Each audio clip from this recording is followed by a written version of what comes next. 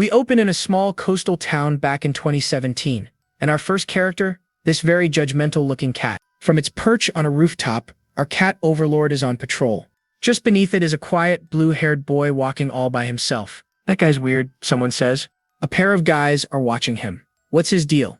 The kid with the bowl cut explains he's the new transfer student, and the weird part, he never ever talks. He takes a swig of his coffee, getting serious. But it's more than that. It's not just that he's quiet, it's like he's deeply silent. Yeah, I have no idea what that means either, my friend. The other one is just as confused as we are, asking what he means by that. But before he can explain, a white car comes barreling down the narrow street, and the blue-haired kid, without even looking, steps directly into its path. The driver freaks out, slamming the brakes with a deafening screech.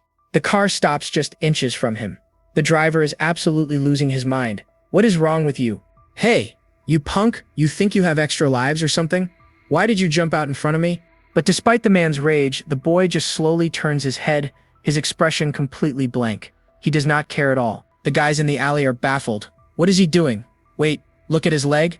And there it is. The same fluffy cat from before is rubbing against his leg, purring its little heart out. Dude was just trying to save the cat. The angry driver grabs the kid by his collar, accusing him of trying to pull some kind of insurance scam. The onlookers can't believe it.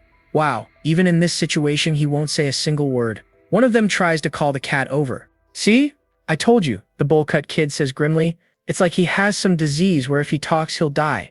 He just stays silent, no matter what. Just then, a girl with gray hair runs onto the scene, shouting, "Mister, wait a minute, what's going on?" She rushes over to the blue-haired boy.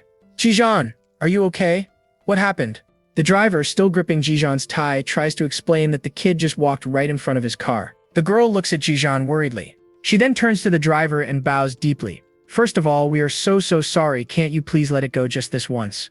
She puts on her best puppy dog eyes and begs, "Please, just this one time, mister. Jijan isn't that kind of person. And what do you know? It works." The driver calms down and tells them to just be more careful. The guys in the alley are seriously impressed. Wow, Yena just stepped in and solved the whole thing. She's the queen of class 5. The kid holding the cat asks it, "Right, kitty?" Big mistake. The cat goes completely feral. With a furious hiss, it launches itself at his face. After mauling the poor guy, the cat just lands gracefully and trots off like nothing happened. At that exact moment, a gorgeous girl with long dark hair walks by. The kid who just got his face rearranged perks right up, a bloody mess, and waves. "Arum, hi." Even with his face looking like shredded cheese, he puts on a huge grin. "Good morning, and Arum?" She completely ignores him, walking right past without a single glance. Ice cold. His friend points out her cold shoulder, but the injured kid is totally smitten. Isn't it attractive though? If class 5 has Yena, our class has Ariam. Attractive my foot, it feels like she's just straight up ignoring you, but he insists, no, it's because she's shy. His friend raises an eyebrow. Huh? So she doesn't talk either? Wait, so she's just like that other guy? The injured student explodes. Don't compare her to some random dude. She's totally different. You take that back. And so the students head to school, each one lost in their own little world. Inside the loud, chaotic classroom, Jijan sits at his desk, perfectly still. He closes his eyes, trying to block out all the noise and chatter around him. Suddenly, his eyes snap open to a sound. Yena and her friend are at his desk. Meditation time again today, huh? Oh, this one looks like a professional photo shoot. It's been a whole month since you transferred and you do this same meditation routine every single day. She shows him a picture she took on her phone. I snapped this to commemorate it. What do you think? If you don't like it, you can just delete it. She reassures him. Don't feel like you have to say yes just because I helped you out earlier. He seems to give a silent nod of approval and she beams. Thank you, Jijan. Suddenly, the classroom door slams open with a loud bang. A tall, intimidating student strides into the room. This is Seo Taksu, the class bully. You know the type. The whole room goes dead silent as every single student turns to look at him. Taksu scans the room with a smug look on his face, like he owns the place. He overhears the girls talking and giggling about the photo. Suddenly, he places a heavy hand on Jijan's shoulder, smiling menacingly. The vibe here looks pretty good. He smirks. Jijan, why are you always surrounded by girls? You even kinda look like one. Taksu grabs Jijan's wrist, holding his arm up. Dude, look at your wrist. It's a total girl's hand, he exclaims, rubbing Jijan's hand on his own cheek. It's so smooth, I might just fall for you. Jijan's expression hardens just a little, his eyes narrowing. He's not amused. Yena looks over, clearly annoyed. Stop it, will you? It's not funny. Taksu completely ignores her, patting Jijan's head like a puppy. It's because he's so cute. He's just adorable. He then turns his attention back to Yena. By the way, I told you to come to the karaoke room yesterday. Why didn't you show? She looks away, rolling her eyes. I told you I was tired and going to bed early. Can't you understand that? Taksu's face darkens. No, you should have come, because your boyfriend called for you. I was waiting a long time. He warns her not to skip out on him today. She just gives a vague "I'll see" while staring at her phone. One of his lackeys immediately brings over a second chair for him. Total follower. Taksu kicks his feet up on a desk, leaning back like he's the king of the world. After class, we transition to PE where the students are playing outside. After the game, Jijan is sitting alone on the steps, looking exhausted. Yana comes over, fanning herself. Man, it's so hot. She takes a seat right next to him and asks, "Aren't you hot?" She then aims her little portable fan right at Jijan's back. "Here, should I do this for you?" She smiles, enjoying the breeze. Feels so refreshing, right? Jijan just gives her a quick sideways glance, staying completely silent. Yana just laughs, clearly amused by his quiet personality. Meanwhile, a few feet away, the guys are in a heated game of soccer. A player yells for the ball and his teammate shouts back, "Leave it to me." He winds up and kicks the ball with everything he's got, sending it rocketing across the court. Unfortunately, his aim is terrible, and the ball goes flying straight towards an unsuspecting Taksu. It smacks him square in the side of the head with a loud whack. The kid who kicked it is instantly terrified. "Taksu, I'm so sorry. I was just trying to pass it." Taksu just smirks, brushing his hair back into place. "Ah, shoot, my hair got all messed up." Then, to everyone's shock, he just laughs it off and claps his hands. "Don't worry about it. Let's keep playing." Wrong. As the game resumes, he shoots a dark, menacing glare over at Jijan and Yena sitting together. Bro is not happy. Later, Jijan is chilling by himself on the rooftop, enjoying a sandwich and a soda. Suddenly, a door nearby slams open with a bang. The kid from the soccer game stumbles out, his hair a complete mess. "Please, I told you I was sorry," he begs. Taksu and his goons emerge and Taksu is holding a buzzing hair clipper. "Come here, you little punk," he sneers. They've got the poor guy totally cornered. "Shut your mouth and get over here," Taksu orders. He leans in, his expression pure evil. "Do you need to taste some blood before you come to your senses?" The student is so terrified he collapses to his knees. Just then, one of Taksu's goons spots Jijan sitting on the bench nearby. The goon jumps back in surprise. "Whoa, you scared me. What are you doing here?" The whole crew turns to look. Taksu just smirks. "Jijan, what, were you eating lunch all by yourself over here?" He calls it creepy, then tells Jijan to watch closely, because he's about to make a masterpiece. With a wicked laugh, he starts shaving the kid's head, saying he's making him look much better. He pats the student's head, showing off his work. What do you think? The poor kid is left with a horrible buzz cut, with two little tufts of hair left on top like devil horns. Taksu turns to the silent Jijan. "Hey, aren't you going to laugh?" When he gets no reaction, Taksu gets cocky. "You don't like my masterpiece? You're so picky." Then, his focus turns to Jijan. He shoves the buzzing clippers right in Jijan's face. "So shall I create a perfect masterpiece? What do you say?" He dares Jijan to say something if he doesn't want it, knowing full well that he never talks. When Jijan stays quiet, Taksu thinks he's won. "So, you're not gonna talk, huh? I guess that means you're okay with it, right?" He brings the clippers right up to Jijan's hair. "Don't worry, I'll make it pretty." Jijan's eyes remain expressionless. Taksu gets closer and whispers, "You should watch yourself. I'm warning you, don't cross the line."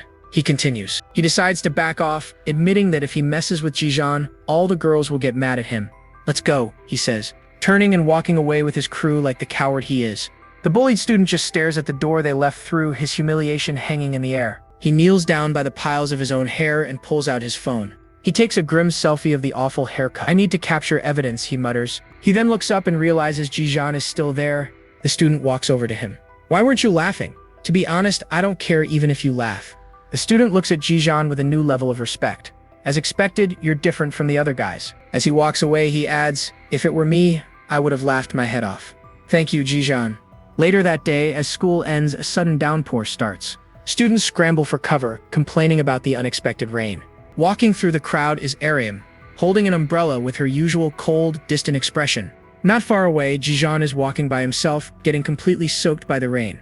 "Hey, Jijan," someone calls out. But before she can reach him, two of Taksu's goons grab Jijan by the shoulders. "Taksu wants to see you. Follow us." They lead him to a secluded area where Taksu, Yena, and the whole gang are waiting in the pouring rain. Taksu looks up with a cruel grin. "Well, look who it is. Our popular guy is here, still handsome even when you're soaking wet." Yena looks frantic. "You should stop this.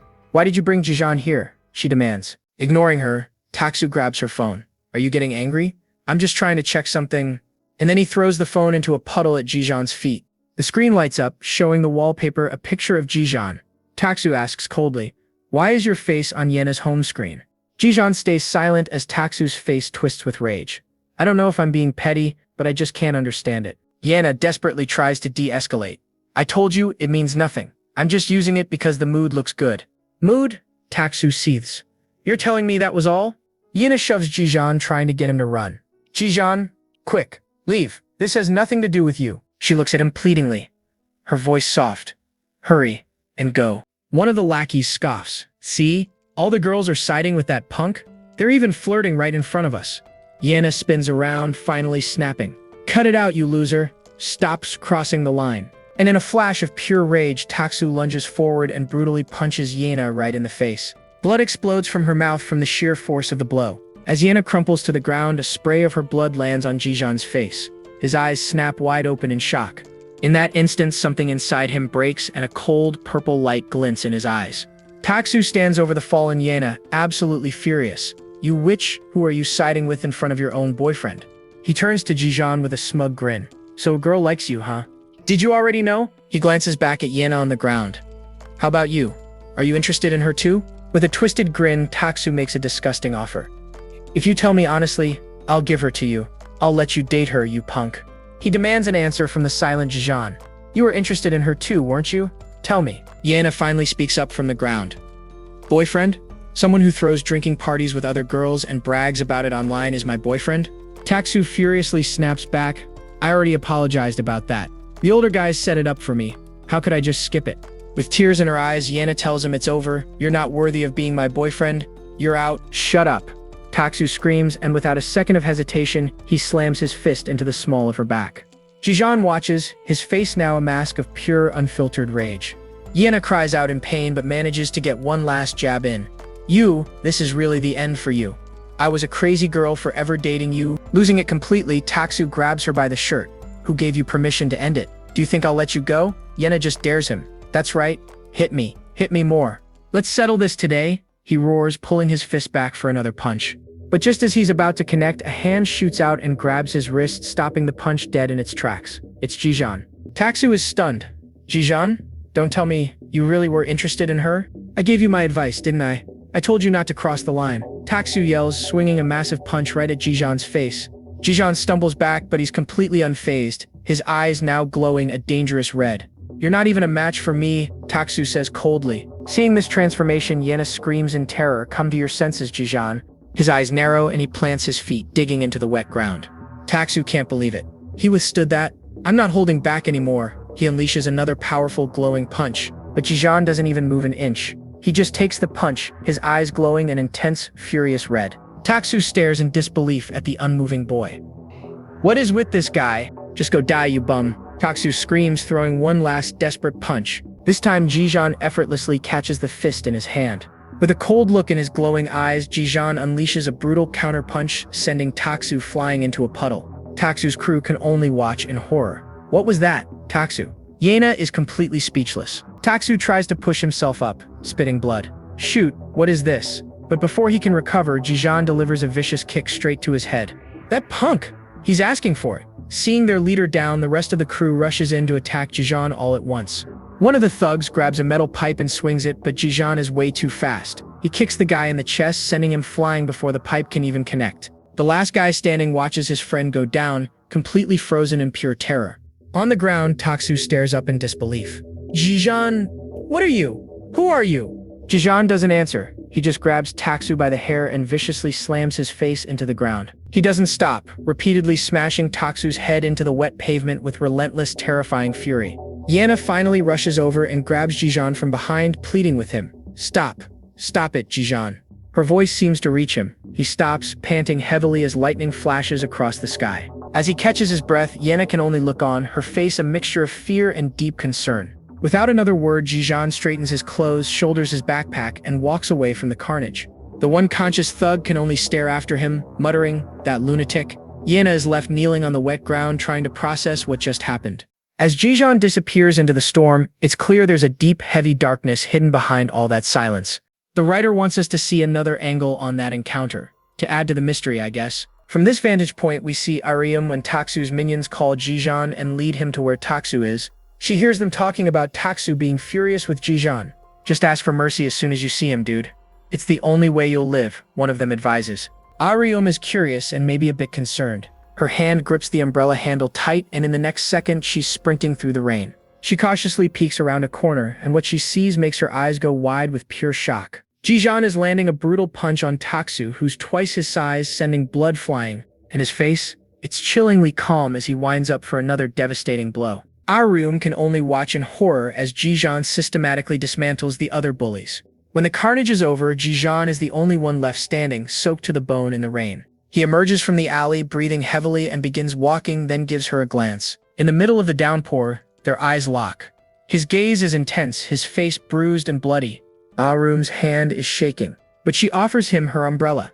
Jijan just stares for a second and walks away, totally ignoring her. Ahrim just stares after him as he walks off into the night. So mysterious. The next day, the storm has passed, and the sun shines over the school. In the classroom, everyone notices Taksu and his crew are MIA, just assuming they're skipping. But Jijan is missing too, and people are starting to talk. Yena's friend asks her if she knows what happened. Yena, now sporting a bandage on her cheek, just stares off into the distance, clearly thinking about him. Meanwhile, in a grimy underpass, some tough-looking dude is in total disbelief. He can't believe the news that Taksu is in the hospital. He says they were just out drinking a couple of days ago. He grabs one of Taksu's lackeys and demands to know how bad the damage is. The kid nervously explains that Taksu's face is fractured and he's too embarrassed for visitors. The leader asks how many of them got wrecked. The kid stammers, 4 of them. The big boss, Kang Doyle, is floored that Taksu lost and demands to know who did it. The lackey explains it was all done by one person, a quiet, mysterious transfer student named Jijan. Doyle just smirks, calling it pathetic that 4 guys got taken down by a single nobody. Suddenly, one of Doyle's massive goons grabs the kid by the throat, asking why he got away clean. He stammers that a 5-on-1 fight seemed cheap, so he stayed out of it. The big guy calls his bluff and smacks him hard across the face. Doyle, clearly annoyed by the interruption, asks what school Jijan transferred from. The kid insists nobody knows anything. He says Jijan is completely mute. Frustrated with how useless he is, the big goon punches him hard in the gut. He then demands a physical description. Anything they can use to identify Jijan. This is where it gets weird. The kid admits that Jijan is super handsome, like a model with a strange charisma. Did you fall for him or something? The goon yells, punching him again for the weirdly flattering description. But Doyle seems genuinely intrigued by this silent, secretive pretty boy fighter. He says a fighter like that is a rare item and gets a crazed, hungry look in his eye. I want it, he screams. The next day at school, students walk in under a hilariously ironic banner calling for non-violence. And there he is. Jijan walks calmly through the locker area, but he's being watched. The bowl-cut kid from Taksu's crew is spying on him from around a corner. A quick flashback shows Doyle ordering him to dig up information on Jijan's background. The kid was clearly terrified, but he had no choice but to accept the mission. Back in the present, he's stressing out, almost in tears. Why the heck does he have to do this? At that exact moment, Jijan opens his locker. Inside, he finds a pair of slippers and a smartphone that suddenly starts vibrating. With a flicker of surprise on his face, he picks up the unknown phone. A text from a random number congratulates him on getting a free phone. The message tells him to use an app called X-Talk to share any of his worries. Totally not suspicious at all, right? Jijan just looks around to see who might have done this. His little spy completely freaks out, thinking he's been spotted. But Jijan just turns and walks away, still examining the mysterious phone. Meanwhile, Arium is also nearby, holding up her phone. Jijan glances back down at the new phone, his expression totally unreadable. And a close-up on Arium reveals she's blushing hard at whatever is on her screen. As Jijan checks out the weird phone, Taksu's lackey keeps spying, trying to figure out what's going on.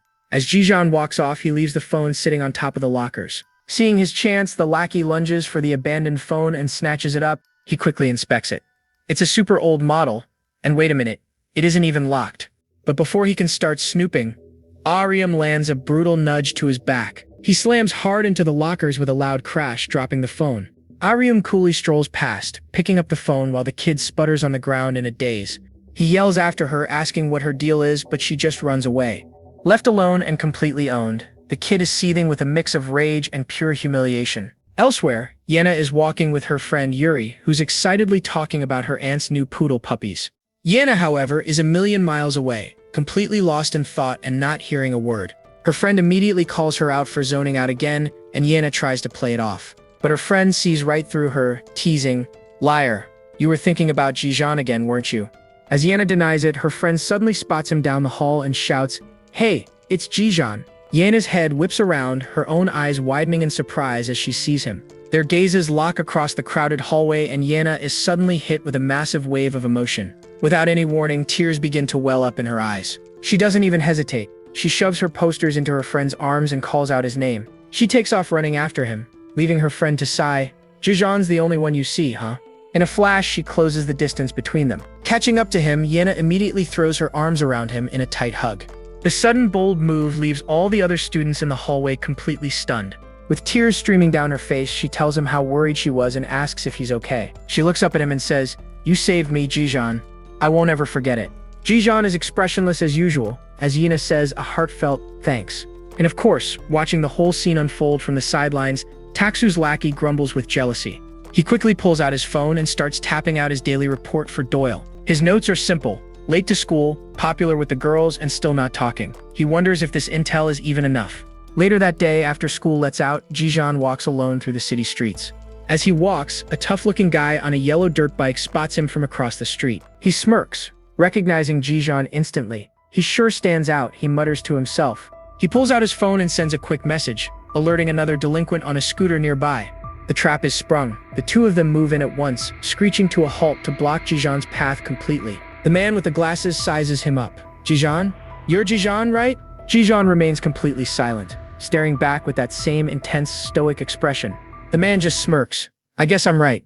Get on. We came to pick you up." These biker thugs roll up and don't even waste time. They ask Jijan if he's heard of the legend from Daesun High, a guy named Kang Do-il. The lead biker starts running his mouth, calling Jijan's school a total dump for losers. Talk about picking a fight. Then he drops the real reason they're here. The big boss, Kang Doyle, wants a meeting. He tells Jijan to get on the bike, now. He tries to play it cool, saying it's just an invitation and that Jijan won't get hurt. For now, sounds super reassuring. But Jijan isn't having any of it. He completely blanks them and just walks away. The thugs are furious, screaming at him to get on the bike. Not taking the hint, one of them lunges forward and snags Jijan by his backpack, trying to force him to stop. They call him a stubborn punk and threaten to break his legs if he keeps walking. These guys really don't know who they're messing with. And Jijan's reaction? He just gives them a cold side-eye. Bro is completely unimpressed by their empty threats. With a single smooth shrug, he just slips his backpack off and keeps walking. The thugs can't believe the audacity. Okay, playtime's over. The bikers rev their engines, screaming that he's a dead man. He ducks into a tight alleyway, walking calmly. The bikers aren't giving up, screeching right in after him. But the narrow space is a huge problem for them. The scooter scrapes the wall as his buddy on the dirt bike yells at him to get out of the way. Jijan hits a massive flight of stairs. The dirt bike rider just pops a wheelie and rides right up the steps after him. What a madman. The biker barrels down another set of stairs, still shouting. But check this out. Jijan isn't running anymore. He's just waiting calmly at the top. And with god-tier timing, he punts a full garbage bag right into the biker's path. This is gonna be good. It's a direct hit. The bag smacks the rider clean in the face, sending him and his bike flying through the air in a beautiful, trashy arc. He then crashes directly into his buddy who was running up on foot. It's a perfect strike, sending them both tumbling down the stairs like bowling pins. And to add insult to injury, the bike itself comes crashing down right on top of the first guy. Ouch, that's gotta hurt. Dazed and definitely bruised, the scooter dude helps his partner up, still screaming for him to get Jijan. Dude, read the room. They scramble up the stairs, but Jijan is already gone. Just kidding, they spot him in another alley, a classic bait and switch. Furious, they start the chase all over again, but Jijan leads them through a confusing maze of alleys until they completely lose him. Suddenly, they spot him again. One of the thugs goes for a flying tackle from behind, screaming that he's finally got him. He spins his target around, ready to finish it, only to find some random, terrified student. It's not Jijan at all. His partner runs up, totally confused. The first guy is so enraged by the mix-up that he just decks the poor innocent kid. What a jerk. And as they stand there completely defeated, the real Jijan watches the whole dumpster fire from a rooftop high above. He doesn't say a word, he just turns and walks away. Mission accomplished, total chaos created. Later, back at the thugs' hideout, one of them is reporting their massive failure. Apparently, Jijan politely declined their invitation. Our two failed chasers are getting punished, forced to do push-ups. They whine about how close they were, but their boss isn't hearing it and just kicks one in the face. He screams that he doesn't want excuses. Meanwhile, the big boss himself, Kang Doyle, just smirks from the sidelines, finding this all very entertaining. He turns his attention to Taksu's old lackey, Oh Sung-min. He asks if Sung-min managed to dig up any dirt on Jijan. Sung-min nervously gives his report, which is basically nothing. Jijan is late, popular with girls, and still a man of few words. Great intel, buddy.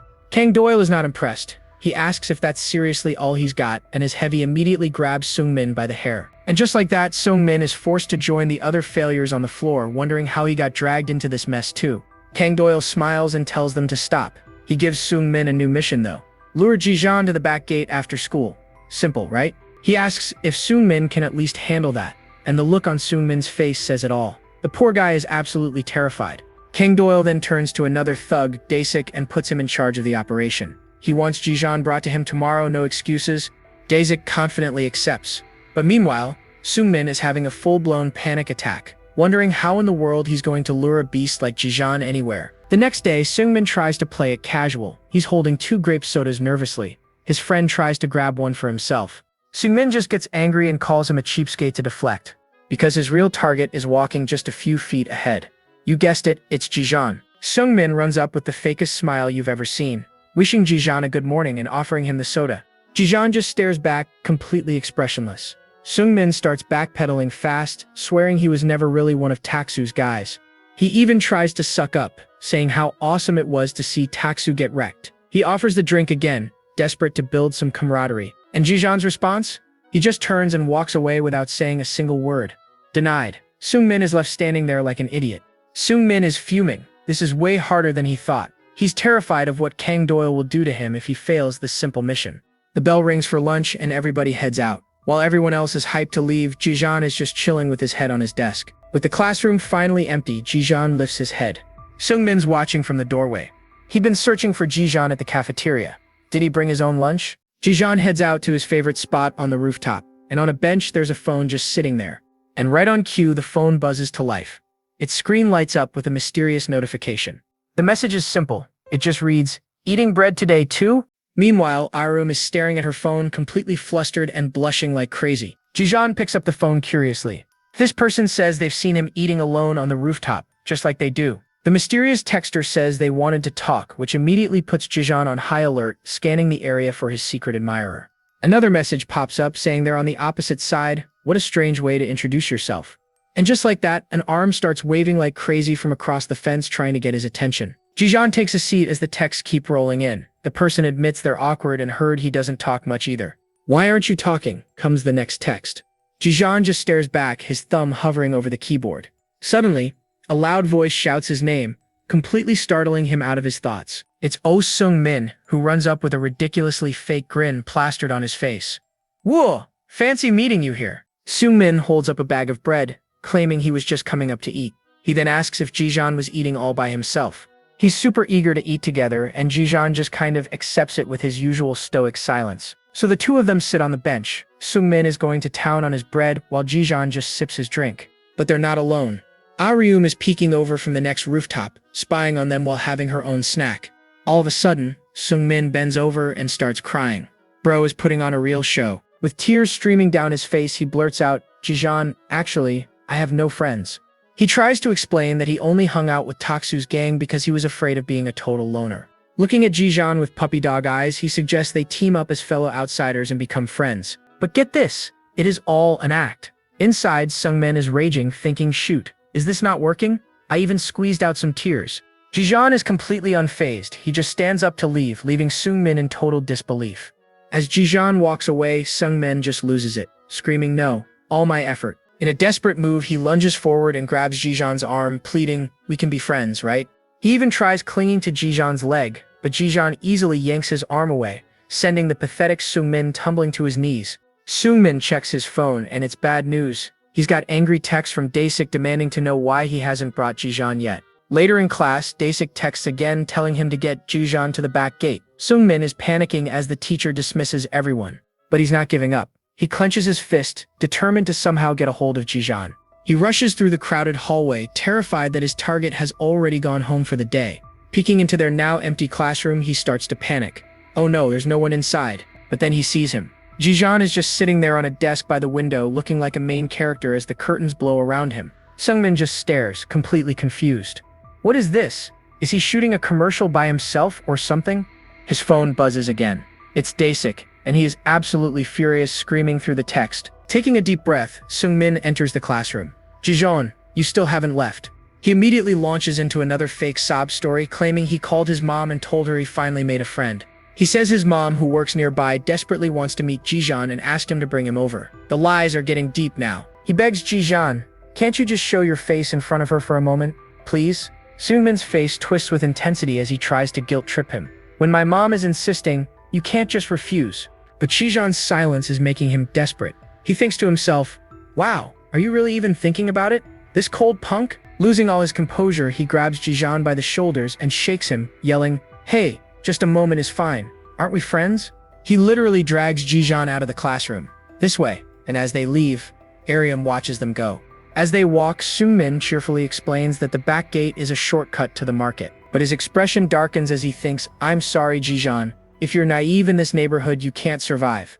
He pulls out his phone. He quickly fires off a text to Daesik, letting him know they're passing by the back gate right now. The trap is set. Just as they round the corner, a massive figure in a green tracksuit steps out, blocking their path completely. Without a word, Daesik gives Jijan an aggressive nudge with his shoulder. The force of the nudge got Jijan falling on his back as Daesik grabs the strap of his backpack to pull him closer.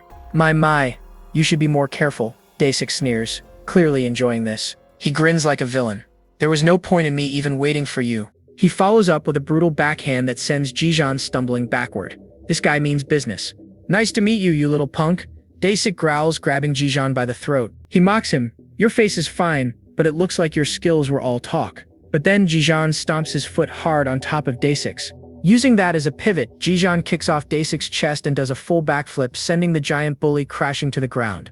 Jijan lands perfectly on the ground, but in the chaos, his phone slips right out of his pocket. The phone clatters onto a metal sewer grate, coming to a stop just inches from falling into the drain.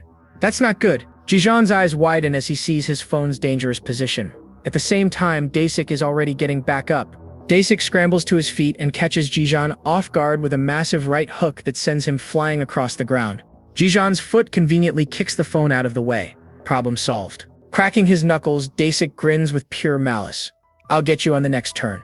But as Jijan slowly gets up, a dark, menacing aura starts to radiate from him. "It's showtime, people." The hulking goon Daesik scoffs at Jijan. He sneers, "You think you can handle this weight difference with that scrawny body?" But Jijan isn't fazed one bit. His eyes are like ice, cold and locked on his target. Watching from a corner, Oh Seung-min is already apologizing in his head. He thinks, "Sorry, Jijan." With a furious roar, Daesik charges forward like a freight train ready to completely flatten Jijan. But wait, at the very last second he grabs his backpack. What's the plan here? He uses it to block the full force of Daesik's punch. That's some insane split-second thinking right there. The impact still sends him soaring, and he violently slams against the wall. Daesik is stunned. He lets out a creepy laugh, using your backpack to cushion the blow. He grins like a maniac. "Aren't you a lot smarter than you look?" Unfazed, Jijan calmly dumps the rest of his school supplies out of his ruined backpack. Daesik isn't waiting around. He charges again, screaming, "A trick like that won't work anymore." But Jijan is way too quick for him, easily ducking under the wild telegraph swing. His eyes are laser-focused, already setting up the counterattack. And there it is. He whips the empty backpack strap right around Daesik's ankle. With one powerful tug, he yanks the big man's leg straight out from under him. Daesik's face twists in pure shock as he starts to lose his balance. He never saw this coming. The huge goon comes crashing down hard onto the pavement. David versus Goliath, folks. Absolutely enraged, Daesik pushes himself up, screaming, "You little punk." But Jijan isn't giving him a second to breathe. He's already leaping into the air. But suddenly, he stops barely an inch from the thug's head. Daesik can barely believe what's happening. The audacity of this guy. He's absolutely seething, yelling, "Who are you trying to show off for?" Jijan doesn't need to say a word. He unleashes a devastating axe kick straight down onto Daesik's head. The power is insane. The force of the blow sends Daesik reeling. Oh, Seung-min is completely speechless. What just happened? Jijan beat Hwang Daesik. Daesik is completely out cold, collapsing to the ground. And just like that, the fight is over. Jijan calmly turns away like it was nothing. His eyes land on his phone, which is lying dangerously close to a sewer grate. But suddenly, a voice screams from behind him. "It's not over yet, Jijan." Oh no. Daesik, bloody but not broken, lunges up from the ground. This guy is tough. Jijan reacts instantly, spinning with a kick that knocks Daesik back down again. But in the chaos, his phone gets knocked loose and is sent flying through the air. Jijan makes a desperate dive for it, but he's just a second too slow. Daesik snatches it right off the ground. He grins maliciously. "Is this what's so important to you?" Wiping blood from his nose, he says, My only job is to take you to Doyle. Pity I can't drag your half-dead body to him. He snaps his fingers. Suddenly, a scooter comes speeding down the alley seemingly out of nowhere. Desik hops on the back and issues a challenge. Come to Satgill Park if you want this back. He gives a menacing look over his shoulder. Your welcome party is already prepared. And with that, they speed off, leaving Jijan and a totally stunned Oh Sung-min in the alley. Sung-min rushes over to Jijan, completely frantic. Jijan, are you alright? Are you hurt anywhere? He grabs Jijan's face, anxiously checking him for any injuries. He's relieved he's okay, but then the panic sets in. That was so close. But what are you gonna do now? They took your phone. He's shouting, they'll get all your private information. This could get really bad. You can meet my mom next time. For now, you should hurry and go to Satgill Park, he tells Jijan. Okay, I've done my part. Doesn't matter if he goes or not, he thinks to himself. But as he turns to make his escape, he sees that Jijan is already walking away. Sung-min is stunned. Where are you going? Are you really going after them just for a phone? Jijan doesn't even look back. He just walks forward with total purpose, heading straight into the lion's den. He arrives at Satgill Park and begins to climb a long flight of wooden stairs. At the top, a few delinquents are already waiting for him, just lounging around and smoking. The welcoming party, I guess. His expression is grim. He knows this isn't going to be easy. And he was right. It's not just a few guys, it's a whole crew. But Junjan stands his ground, fists clenched at his sides, ready for whatever comes next. And there, sitting in a gazebo in the middle of them all, is the man himself, Kang Doyle. Doyle's eyes narrow, and then a cruel smirk spreads across his face. Well now, this is nice. He holds up the cracked smartphone. You came all this way for this, right? Jijan walks straight towards him, passing right through the crowd of thugs without a hint of fear. Doyle casually inspects the phone. Doesn't seem like there's anything important on here. No numbers saved, no call records either. He continues, the only thing it has is a couple of texts from a girl who's been watching you. Oh, this just got interesting. Doyle looks up at Jijan, clearly amused. But seeing how you actually came all the way here just to get this phone back, Jijan stops right in front of him and holds out his hand, demanding it back. Doyle just grins, taunting him. Is she your girlfriend? Or just a little fling? Jijan's expression darkens as Doyle shouts, Man, now I'm all curious. So I sent her a text, Doyle says, his eyes gleaming with mischief. It was just so frustrating to watch. He adds with a wicked grin, I texted her something to get things moving along. Meanwhile, Aryun feels her own phone buzz in her pocket. She pulls it out and looks at the screen, a completely confused expression on her face. It's a message from Jijan's number starting with a simple, hey. But the next message is shockingly direct. I'm feeling lonely right now. Want to meet up? Then it drops an absolute bombshell. If you come to Satgill Park, you'll be my girlfriend starting today. And look who sent it. This punk Doyle, smirking while holding Jijan's phone. He figures if the girl actually shows up, it's proof she likes him. But Jijan just stares him down, giving absolutely nothing away. His face is like a stone wall. Doyle jokes that Jijan will owe him big time once he lands the girl. What a friend, right? Jijan doesn't say a word. He just holds out his hand, silently demanding his phone back. But Doyle just pulls it away, totally unimpressed. You want this, he asks, like it's some kind of game. One of his goons, Dasik, chimes in, bragging that his crew worked hard to drag Jijan here. Doyle goes on that Taksu probably deserved it. But you see, there are rules around here. Jijan beat up one of his men, and for that, there's a price. Doyle looks him up and down with a smirk. You came here prepared to pay it, right? Jijan remains completely silent, which just makes Doyle chuckle. He clearly finds this amusing. Doyle then holds up Jijan's phone. The deal is simple. If Jijan can hold on to this while fighting his entire crew, he gets it back. Since you're a transfer, you don't know how things work around here. He explains that in this neighborhood, the ranking fights are everything. It's a brutal system. The moment you mess with Taksu, he declares, you officially join the ranking fight. With a wild grin, Doyle shouts, so let's see how skilled you really are. Dasik gets right up in Jijan's face, cackling.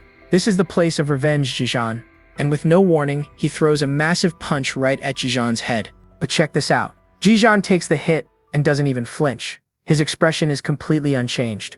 Dasik is absolutely stunned, his shock quickly turning to rage. You punk. He screams at the rest of the crew, what are you all doing? Get this guy.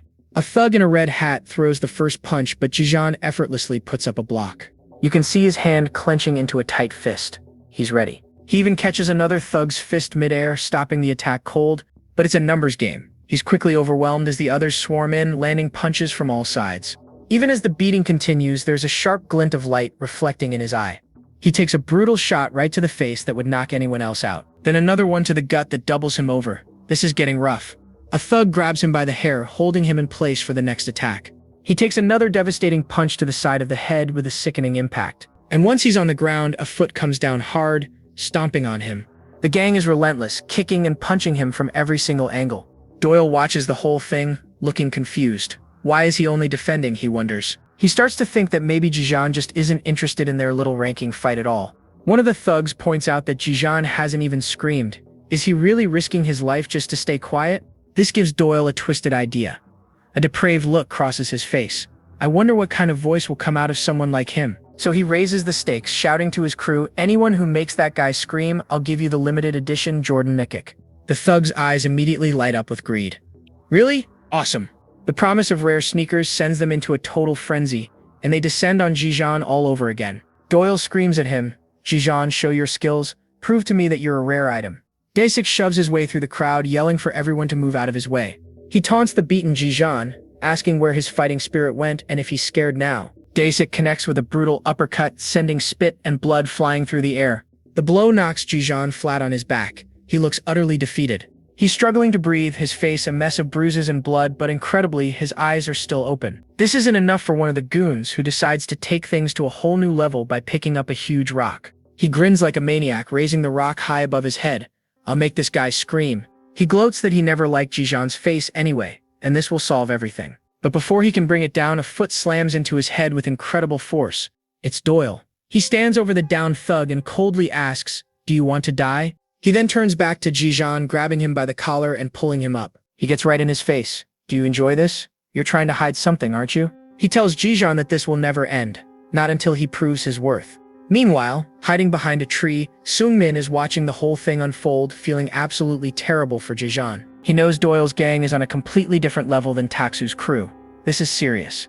Suddenly his eyes widen as he notices someone else approaching the park.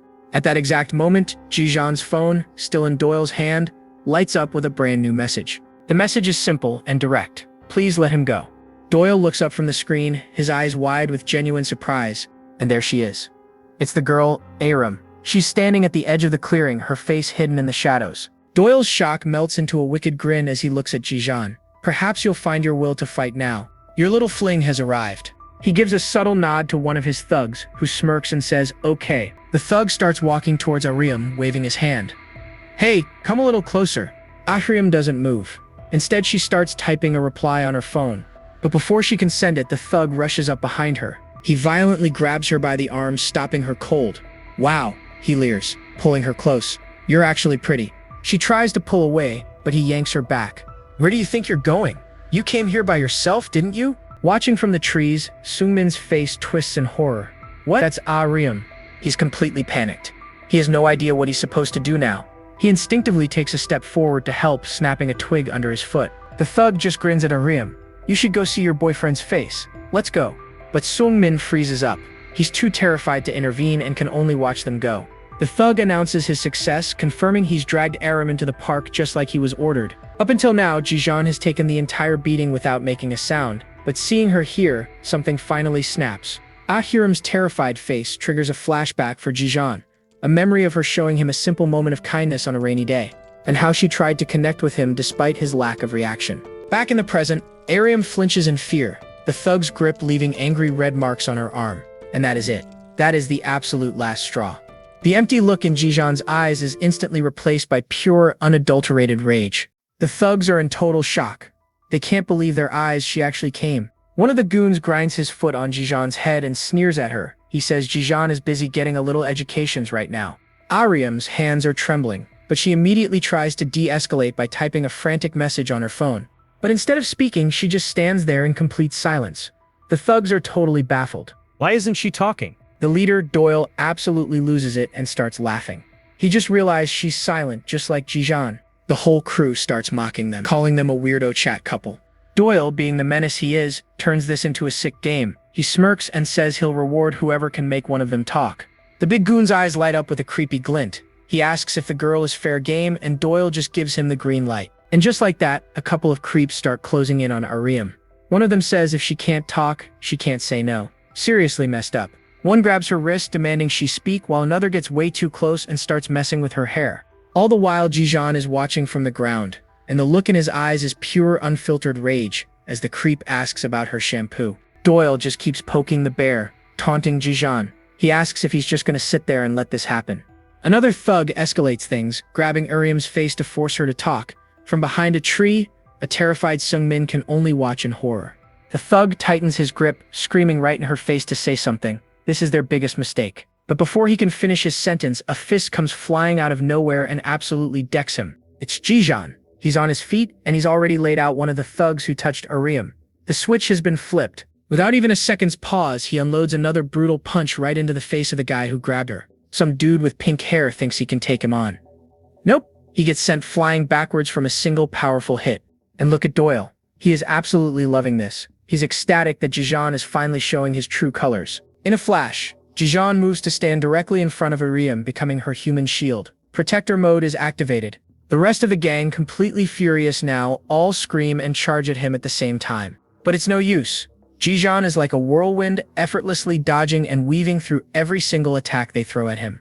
He grabs one by the face and slams a vicious knee right into his gut. He follows it up with a nasty elbow strike to the back of the head. That guy is definitely out for the count. Another one comes in with a kick, but Jijan just casually trips him up, sending him face-planting into the dirt. Seeing his boys get absolutely dismantled, the big thug Dasik roars that he's going to end this himself and charges in. Dasik throws a kick, but Jijan catches it. He twists him off balance and delivers a bone-crushing stomp right to his face. Dasik stumbles back in shock and throws a massive haymaker, but Jijan just ducks under it like it's nothing. Jijan then spins and unleashes an insane high kick that connects perfectly with Dasik's jaw. What a clean hit. Doyle is watching, completely captivated by the show. He mutters with a sick smile that Jijan is a rare item. Jijan closes the gap and drives a powerful knee straight into Dasik's gut, making the huge guy scream in pure agony. With Dasik doubled over in pain, Jijan raises his clasped hands high over his head, prepping a finishing blow. And he brings them down in a devastating hammer fist, smashing Dasik's face straight into the pavement with sickening force. Dasik, the walking tank, is out cold. The others stare in horror for a second before screaming and charging in again. Jijan just becomes a blur of destruction. He launches himself into the air and takes out multiple guys at once with a flurry of kicks. Doyle is watching this beautiful carnage with a chilling grin. He's thinking, who is this guy? He's way beyond his wildest expectations. But then one of the last thugs makes a cowardly move. He grabs Aram from behind and puts her in a chokehold, screaming at Jijan to kneel. This sight immediately triggers a dark memory for Jijan. He sees another girl, a blonde one, held in the exact same way, screaming his name. And just like that, something inside him snaps. A strange purple energy flickers in his eye as he takes a single, deliberate step forward. The thug starts to panic, screaming at him not to come any closer, but you know Jijan is not listening. While the coward is distracted, another guy tries to sucker punch Jijan. Big mistake. He gets a bone-shattering fist to the face without Jijan even looking. With that out of the way, Jijan turns his full, unrestrained fury on the guy who's holding Ariam. The thug is screaming in pure terror now, begging for his life as Jijan approaches. But it is way too late for apologies. Jijan's fist connects and the impact is absolutely devastating. And he is not done.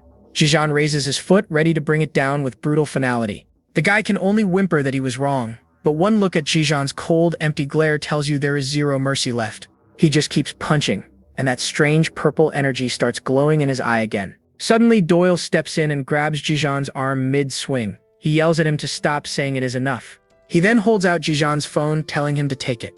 Looking down at the battered but victorious Jijan, Doyle declares that he's earned it back. He passed the test. He even offers Jijan a spot in his crew, admitting he's way too valuable of a fighter to pass up.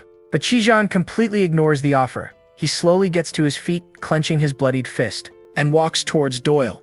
Doyle is completely confused, yelling after him that it is all over.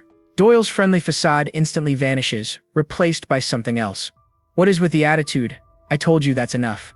Jijan attacks. A manic, unhinged grin spreads across Doyle's face. He gets into position and he's lightning fast. He completely dodges Jijan's blow and counters almost immediately. It connects with a massive impact, and a flash of that same purple energy explodes from the blow. The sheer force of the punch sends Jijan flying backward through the air like a ragdoll. He crashes to the ground, seemingly out cold.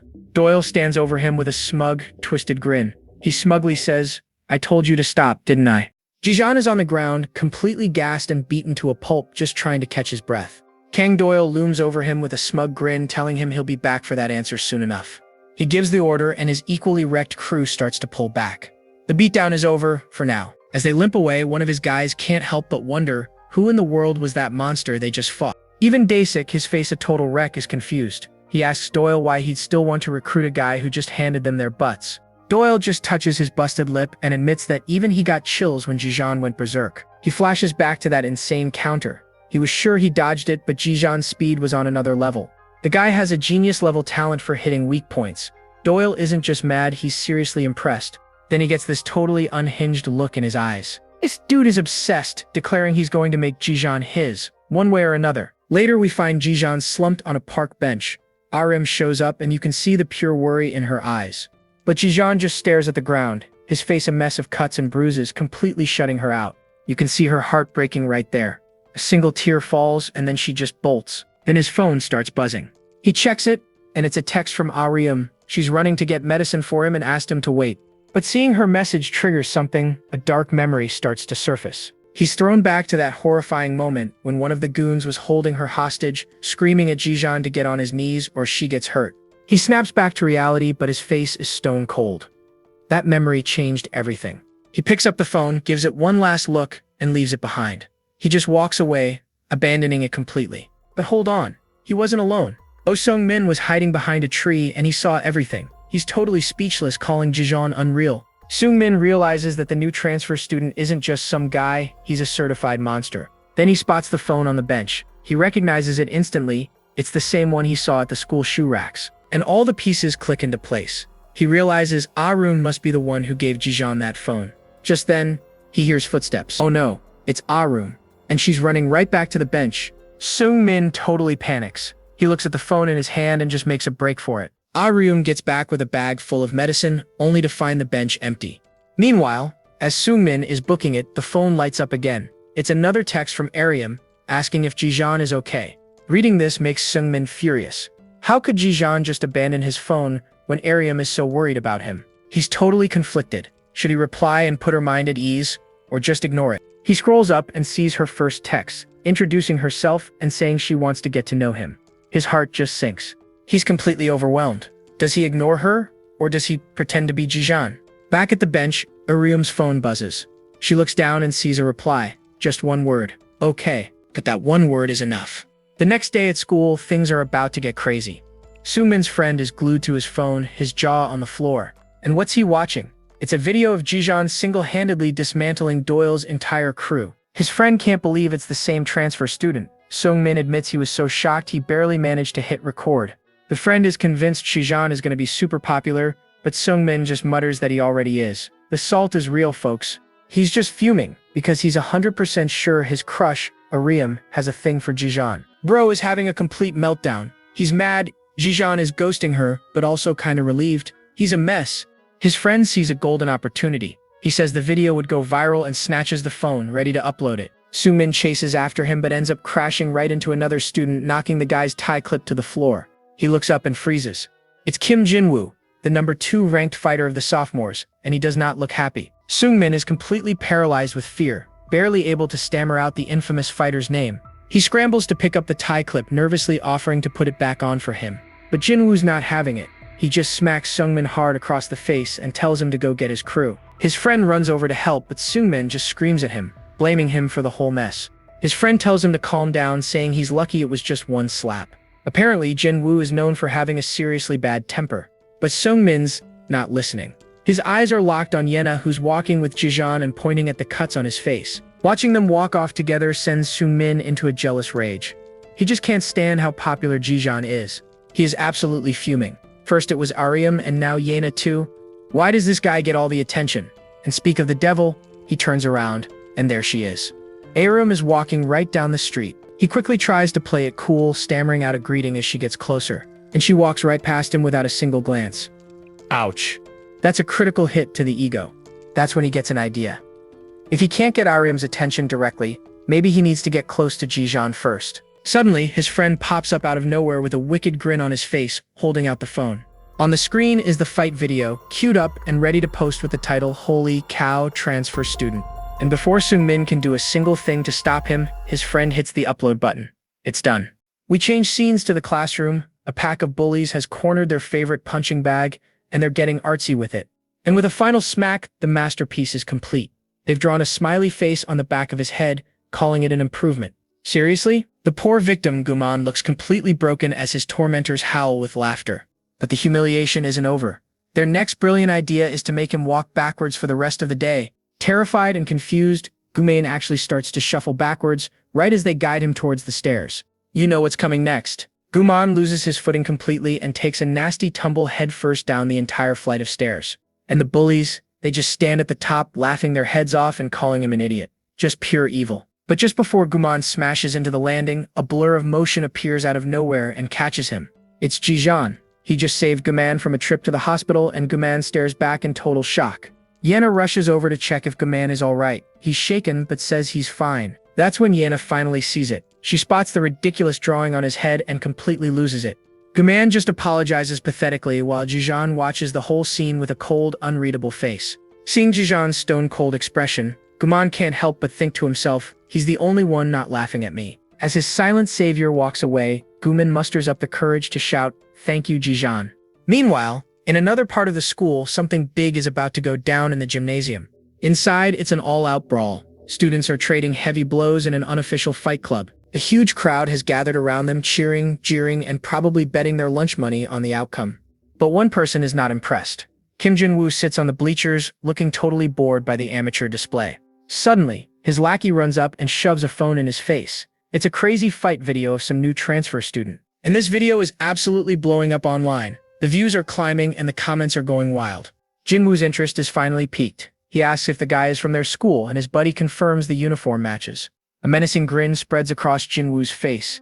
If this monster is really at their school, things are about to get very interesting. He stands up, silencing the crowd. He needs to know everything about this transfer student, and he needs to know now. One of the fighters points out there's a quiet new kid over in class 5, and then he drops the bomb. The word on the street is that this new guy is the one who hospitalized Taksu. Jin-woo's grin widens. So he's the one who took out Taksu? He orders his men to dig up everything they can on him. Later during lunch, Guman actually turns down his friends, saying he has other plans.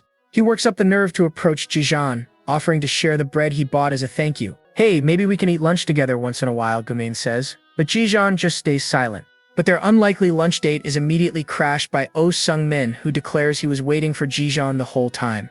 Sung-min gets right in Guman's face, demanding to know why they're together. He insists he's the one who should be eating with Jijan. Then Sung-min notices the drawing on Guman's head and starts laughing his head off. Man, this kid has no filter.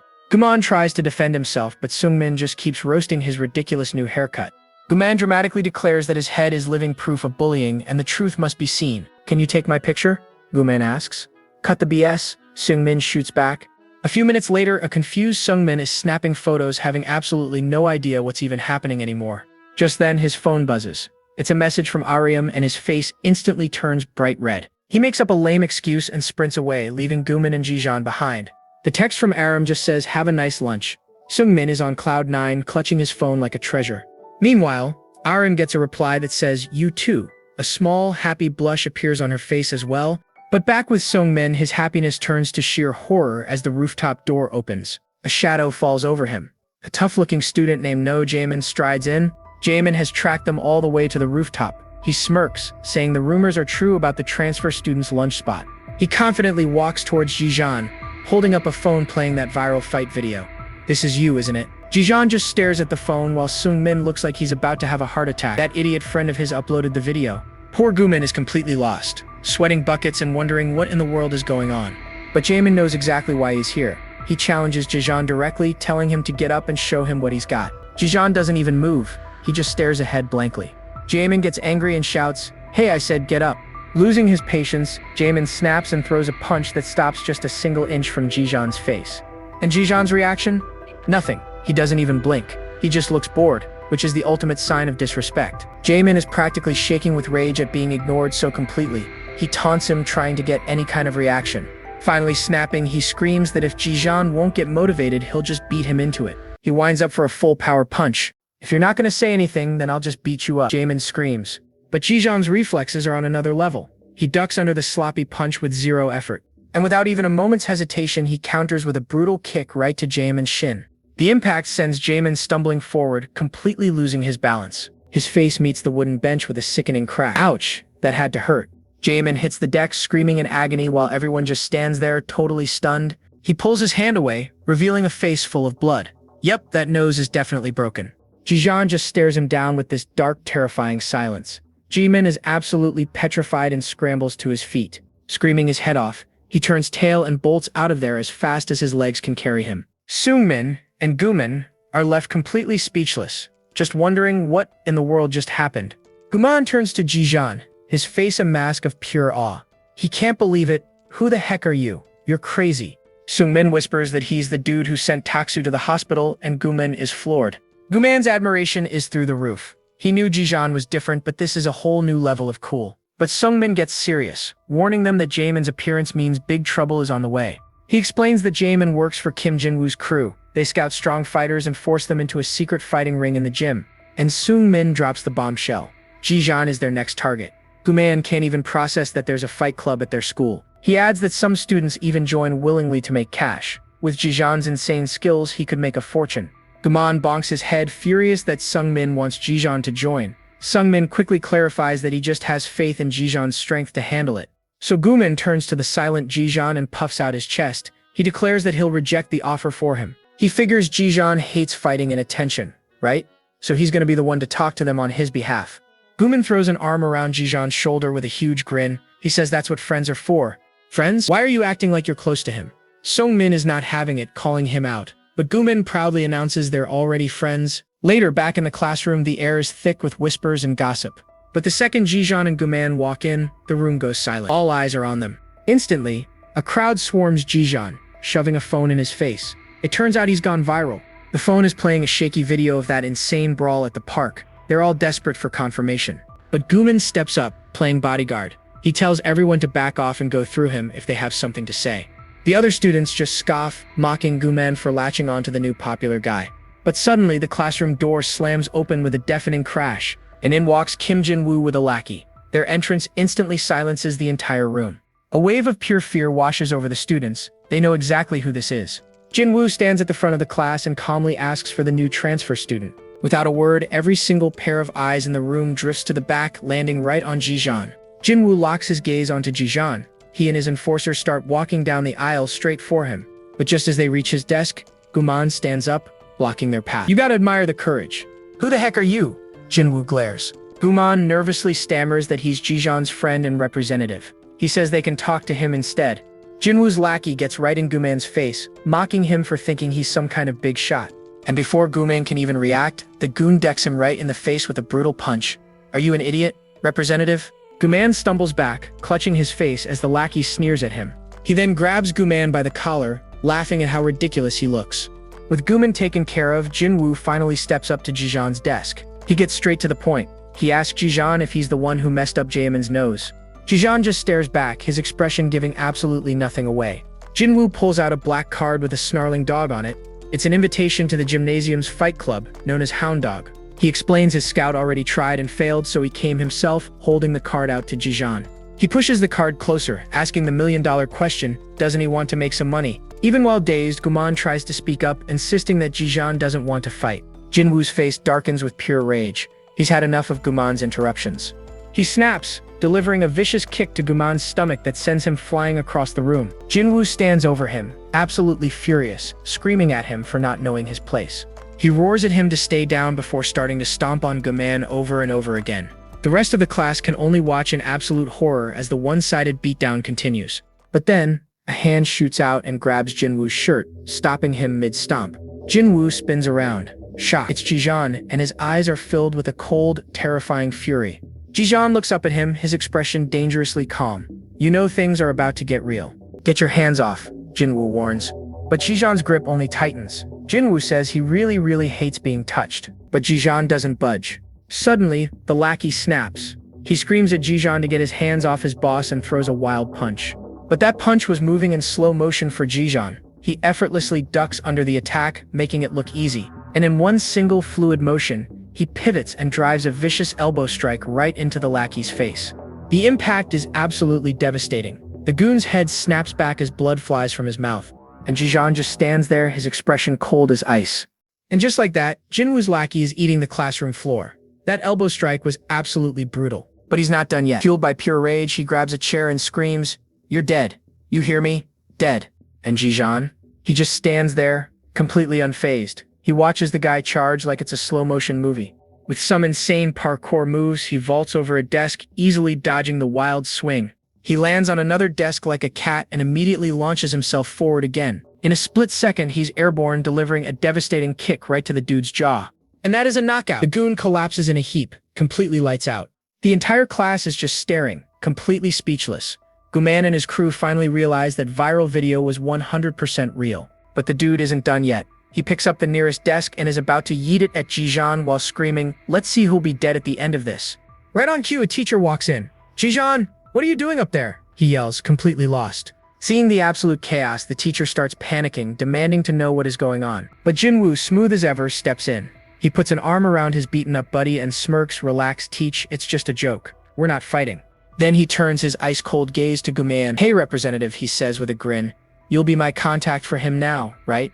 As he leaves with his crew, Jinwoo gives Jijan one last look. "I'll see you again, Jijan." He even has the nerve to pat the stunned teacher on the shoulder, telling him not to be so nervous. The disrespect is unreal. After school, the fight is all anyone can talk about. Sungmin is absolutely kicking himself for missing what his friend calls a scene straight out of a movie. They wonder where Jijan is, figuring the teacher kept him behind for the brawl. But surprise, Jijan isn't in trouble at all. He's in the counseling room and the teacher just offered him some green tea. The teacher admits he was against Jijan transferring here. He was worried the kid wouldn't fit in. He was worried about Jijan's silence but agreed because Jijan's father, an old friend, trusted him. He remembers the last time he saw Jijan 4 years ago, back when he was in middle school. A flashback kicks in, showing a younger Jijan with a bowl cut, just wailing on a punching bag. The kid already had insane power. His father proudly introduces the teacher. A sweat-drenched but super polite young Jijan immediately bows and greets him. His dad boasts about how strong Jijan will be, while the two old friends make plans to grab drinks later. Back in the present, the teacher sighs. He remarks how much Jijan has changed from that bright, energetic kid. He lets Jijan know that the other teachers are aware of his situation, but handling problems with other students, that is on him. He offers some final wisdom. His father's training was about more than just being physically strong. The teacher believes Jijan will eventually break his silence, and as he says this, rain begins to pour outside. Meanwhile, Soon-min and his buddy are caught in the downpour. They assume Jinwoo has finally given up on recruiting Jijan. Suddenly, the burner phone Arum gave to Jijan buzzes, but it is in Seungmin's pocket. He pulls it out. It is a message from Arum. "Do you have an umbrella?" Seungmin's face goes completely red. He quickly texts back, "Why?" She replies, telling him to meet her at the stationery store. His mind starts racing as he sprints towards the store. Is she really waiting for him with an umbrella? He peeks around the corner, and his heart just sinks. There is Arum, holding an umbrella, clearly waiting for Jijan. Seungmin starts to panic. He thinks about getting Jijan, but his jealousy takes over. "No way, I cannot let them share an umbrella." But then, a crazy idea hits him. He imagines himself walking under that umbrella with them too. This dude is plotting. With his new plan locked in, Seungmin sprints back to the school to find Jijan, leaving Arum waiting in the rain. Moments later, Seungmin shows up with his arm around Jijan's shoulder like they are best buds. "Oh Han Arum," he says, acting all surprised.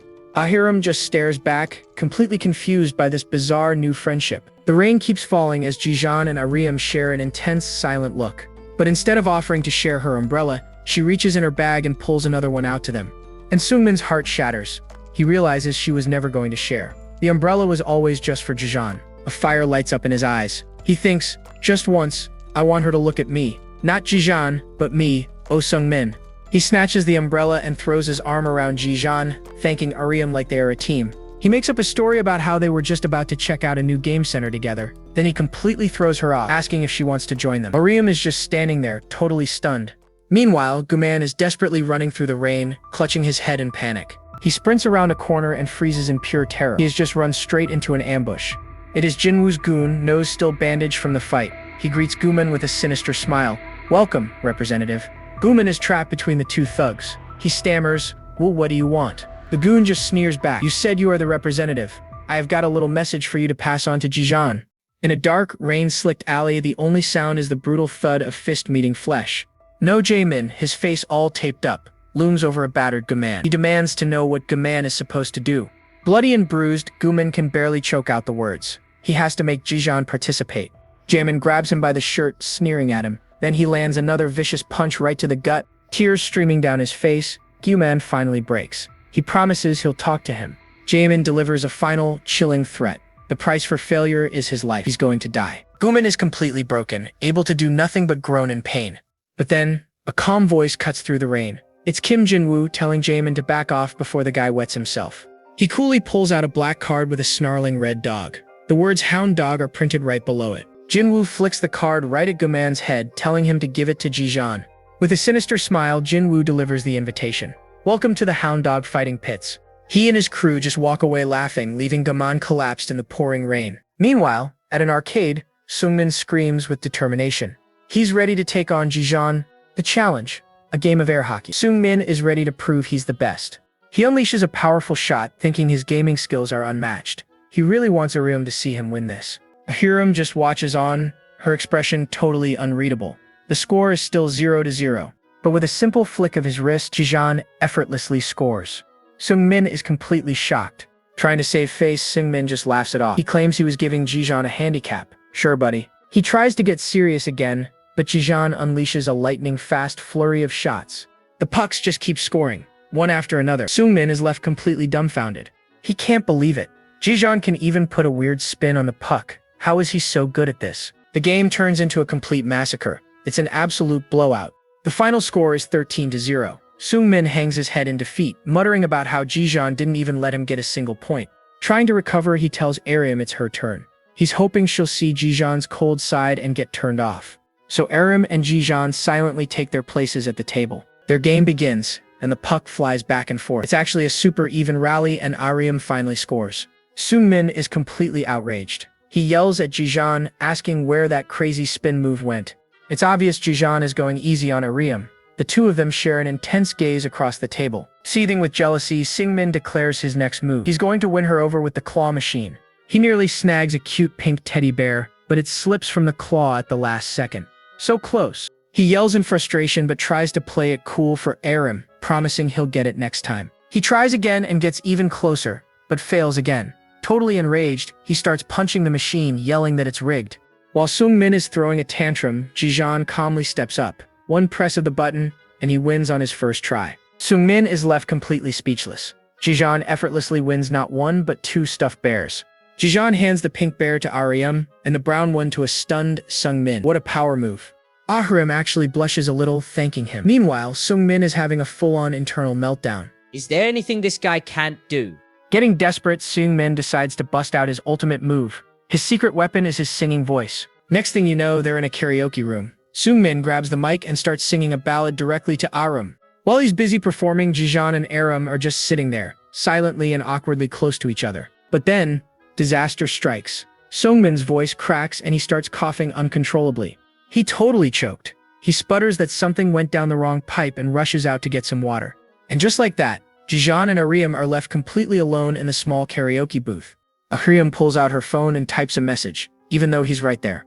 She thanks him for the plushie. But as he reads the message, her phone starts buzzing like crazy. She's getting a call. He looks at the screen and the caller ID just says, Dad.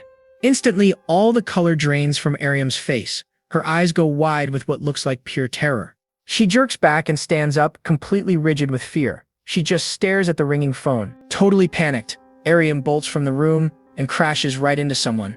Back in the booth, Jijan is left wondering what in the world just happened. Turns out she ran straight into a couple of sketchy-looking guys. And one of them is not happy about his spilled coffee. The bigger guy shoves her hard, yelling at her to watch where she's going. He keeps yelling at her, demanding an apology, but Aryum just stares at the ground, totally terrified. Just then, Seungmin finally catches up and sees the whole thing go down. The other guy gets right in Seungmin's face, asking if Aryum is his girlfriend. Seungmin nervously says they're just classmates for now. The main thug just scoffs and cruelly dumps the rest of his coffee right over Aryum's head. What a jerk. And Seungmin, he can only watch in horrified shock, completely frozen on the spot. But before the thug can even celebrate, a hand shoots out. It clamps down on his wrist with an iron grip. Of course, it's our boy Jijan, and he looks absolutely furious. The thug is stunned, then enraged. He screams, demanding to know who Jijan is. He tries to fight back, but Jijan expertly sweeps his leg, throwing him completely off balance. Before the guy can recover, Jijan slams into him with a powerful shoulder check. He sends the thug flying. Seeing this, his buddy decides to jump in, throwing a wild punch. That was a big mistake. Jijan dodges easily and buries his fist deep into the guy's stomach, knocking him out cold. Aryum is still frozen, her eyes wide with shock as coffee and makeup stream down her face. Jijeon glances back at her. His expression is unreadable but incredibly intense. Without a single word, he reaches out and firmly takes her hand. He starts pulling her away, ignoring the thugs screaming at them to stop. And just like that, they run off together into the darkness, leaving all the chaos behind. Seungmin, meanwhile, is left with his mouth wide open. Hey, you're one of them, right? The thug turns to him. He's not waiting around for what's next and books it out of there. The thug screams after him, but Seungmin is already gone. With the stuffed teddy, of course. He bursts out into the pouring rain, frantically looking for someone, anyone. Then he spots them running down the stairs. He just loses it, screaming at them for being unloyal. Watching from above, Seungmin's heart just shatters. He can't deny it, they actually look good together. I mean, it was the quiet hero Jijeon who actually stepped up to save Arum when things got real. Seungmin has to face the brutal truth. He's just a coward who ran away. In her story, he's not the hero. He's just a background character, a total NPC. So he wanders the rain-soaked streets all alone, feeling completely worthless. But then, a weak voice calls out his name.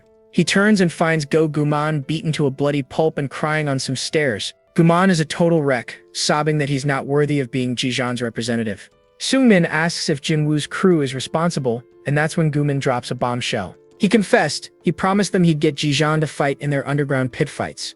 Guman bows his head in shame, admitting he only folded because he was terrified. Seeing this, a tear rolls down Seungmin's cheek. He thinks, "You're just like me." He helps the battered Guman up, who asks a heartbreaking question. What are two losers like them supposed to do now? He says sadly, if Jijeon thinks we're his friends, he'll help us. Meanwhile, Jijeon and Arum are walking through the rainy city, just the two of them. They share this silent, intense look, and you can see them both blushing even in the rain. Jijeon lets go of her hand, but they keep walking side by side. Then Arum pops open an umbrella, holding it over both of them. Classic K-drama moment right here. But across the street, who should spot them? It's Yena and her friend Yuri. Yena tries to play it cool, saying she saw nothing, but her face tells a totally different story. Her eyes are practically burning with jealousy as she watches them walk away under that one umbrella. Suddenly, Arum's phone buzzes, and she looks down, surprised by the notification. A little later, they arrive right in front of her apartment building. She quickly types a message on her phone to show him, "This is my place." She offers him the umbrella, says a quick goodbye, and then runs inside. Jijeon is left standing alone in the rain, now holding her umbrella. He watches her go for a second before turning to head out himself. But he stops when he feels a tap on his shoulder. He turns around, and it's Arum again. She holds up her phone with one last message. "Thank you so much for today." She gives him this incredibly sweet smile, and Jijeon is just totally stunned for a second. Up on her balcony, Arum watches Jijeon standing in the courtyard below. But her quiet moment gets ruined when a shadowy figure appears next to her and lights a smoke. This guy looks seriously scruffy and mean, taking a long drag from his cigarette. He glances over and mutters something about it being a load of nonsense, totally killing the mood. The next day at school, Seungmin is putting on a huge show, pretending to beat up Guman on the rooftop. And Guman is playing his part perfectly, crying that he's worthless and doesn't deserve to be Jijeon's friend. Seungmin then yells over to Jijeon, asking if he should keep hitting their useless representative. He asks when the match is. Guman tearfully replies, "Saturday night, 9 p.m., the gymnasiums." Seungmin asks what happens if he doesn't show up. Guman immediately starts wailing that they'll kill him. The two glance over to see if Jijeon took the bait. Maybe not. They turn the waterworks up a notch. Without a single word, Jijeon walks into the dark stairwell and disappears, leaving them hanging. Seungmin and Guman are just stunned. Will he actually show? Guman can't shake how cold Jijeon looked. The second Jijeon is gone, the act drops. Seungmin chews Guman out for his bad acting, but Guman is convinced they're doomed. And just like that, Saturday night arrives, casting a dark shadow over the school.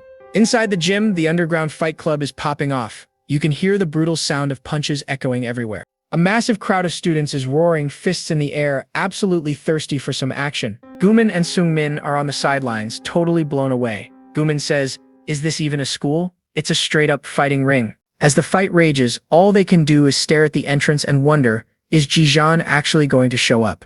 The underground fight club is absolutely electric. Everyone's losing their minds. Two students are just wailing on each other, trading heavy blows. And boom, a brutal shot connects right on the jaw. The crowd smells blood in the water. They're screaming for the finish. He sees the opening and just unloads a flurry of body blows. But hold on, someone is watching this whole thing on a security camera.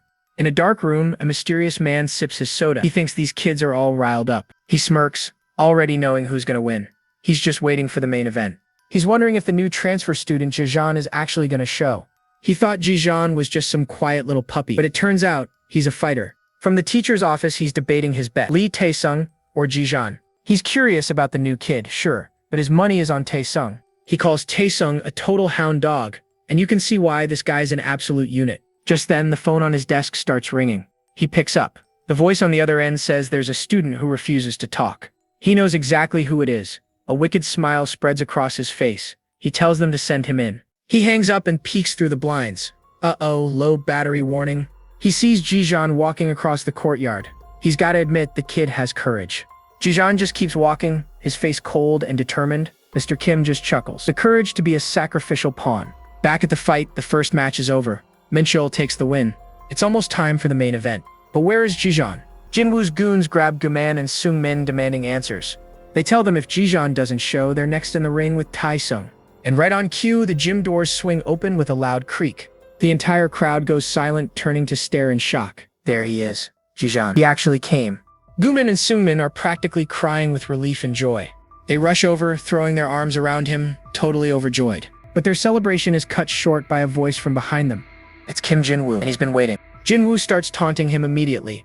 Only 10% of the crowd bet on him to win. Then he leans in close and whispers a little secret. He bet on Ji-jeon. He says in his eyes, Ji-jeon looks like a hungry cub ready to hunt. He challenges Ji-jeon to show everyone what he's made of. Ji-jeon just stares back, cold as ice. And the main event begins. Ji-jeon and Lee Tae-sung face off in the center of the court. Tae-sung sizes up the new kid, looking cocky as ever. Ji-jeon, on the other hand, is a total stone wall. His expression is unreadable. Tae-sung just scoffs and takes off his headphones. He tosses them to a lackey and tells him to play the music. The lackey plugs them into an amp and cranks the volume way up. As the music blasts, Tae-sung rips off his hoodie. "Let's have some fun," he declares. Ji-jeon's expression barely changes, but a shadow crosses his face. The two fighters square up, ready to throw down. Tae-sung immediately lunges forward with a flurry of punches, but Ji-jeon dodges them all. Ji-jeon fires back with a clean shot right to Tae-sung's face. They exchange a rapid series of blows. Neither one is backing down an inch. Tae-sung throws a kick, but Ji-jeon counters with another perfect punch. And Tae-sung realizes it instantly, just from these first few hits. This new kid is on a completely different level than anyone he's ever faced. Gritting his teeth, Tae-sung admits this doesn't feel good at all. He's stunned as Ji-jeon finds an opening the second his guard drops. Ji-jeon unleashes a brutal combo. Body blows and a kick straight to the gut. Tae-sung grunts in pain as another fist slams into his face. On the sidelines, his friends are going nuts. They're screaming for him to get him. Tae-sung can't believe it. Ji-jeon's expression hasn't changed one bit.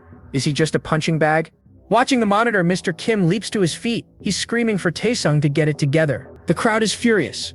They've got money on this fight, and they want Tae-sung to fight back. Someone yells to crank the music, and the lackey cranks the amp even higher. The crowd starts a thunderous chant for Lee Tae-sung. The music swells, and a girl's clear voice sings out the lyrics. Ji-jeon hears it. His eyes widen just a little. He knows this song. Tae-sung sees the opening and lands a couple of solid hits. In the crowd, someone asks what song is playing. His friend says it's from a group called Anicap. The name sounds familiar, and it hits Ji-jeon like a truck. His mind flashes to an image of a pretty blonde girl telling him the name of her new girl group. It's called Anicap. The pretty girl winks. If Anicap makes it big, you're gonna become the boyfriend of a super famous pop star, Ji-jeon. So, what do you think about Anicap? She asks. If she signs the contract, it will guarantee her debut, but she's totally second-guessing herself. Can she really do it? Right on cue, some of Ji-jeon's biker friends roll up, telling him it's time to go. Without even a word, Ji-jeon just gets up, looking like he's about to ditch her. But then he tells her that whatever she decides is the right answer for him. A total Chad move. And just like that, her face completely lights up with relief. She jumps up and throws her arms around him in a massive hug, thanking him over and over. She tells him he's the one she can always count on, that he's her safe place. But that sweet memory gets shattered by a fist smashing right into his face. He's snapped back to the present. Guman and Sung-min are freaking out. What is wrong with their boy right now? His opponent, Lee Tae-sung, just smirks. He thinks he was way too cautious with this nobody. The crowd is chanting Tae-sung's name while loud music blasts from a speaker, and the beatdown is brutal. His friends can only watch in horror as Ji-jeon gets absolutely dominated. They're convinced it's the music. It has to be messing with his concentration. They scream at some random student to turn it down, but the dude just tells them to get lost. The other students just laugh it off, saying Ji-jeon is just weak. So Guman takes matters into his own hands. He snatches the speaker and makes a run for it. He hits the switch, and just like that, the gym goes completely silent. But the silence triggers another memory. This one is much darker. A girl is crying in front of Bong San Entertainment. It's her again, Shin Mirai, and she's telling him they need to stop seeing each other. Her expression turns ice cold. She says she is tired of him and walks away. Men in suits hold him back as he screams her name, begging her to wait. Back in the present, Taesung's punch lands square on his face. Taesung is positive he's landed a clean, decisive hit. The blow lands hard, right in Jijan's gut. But wait, something is different.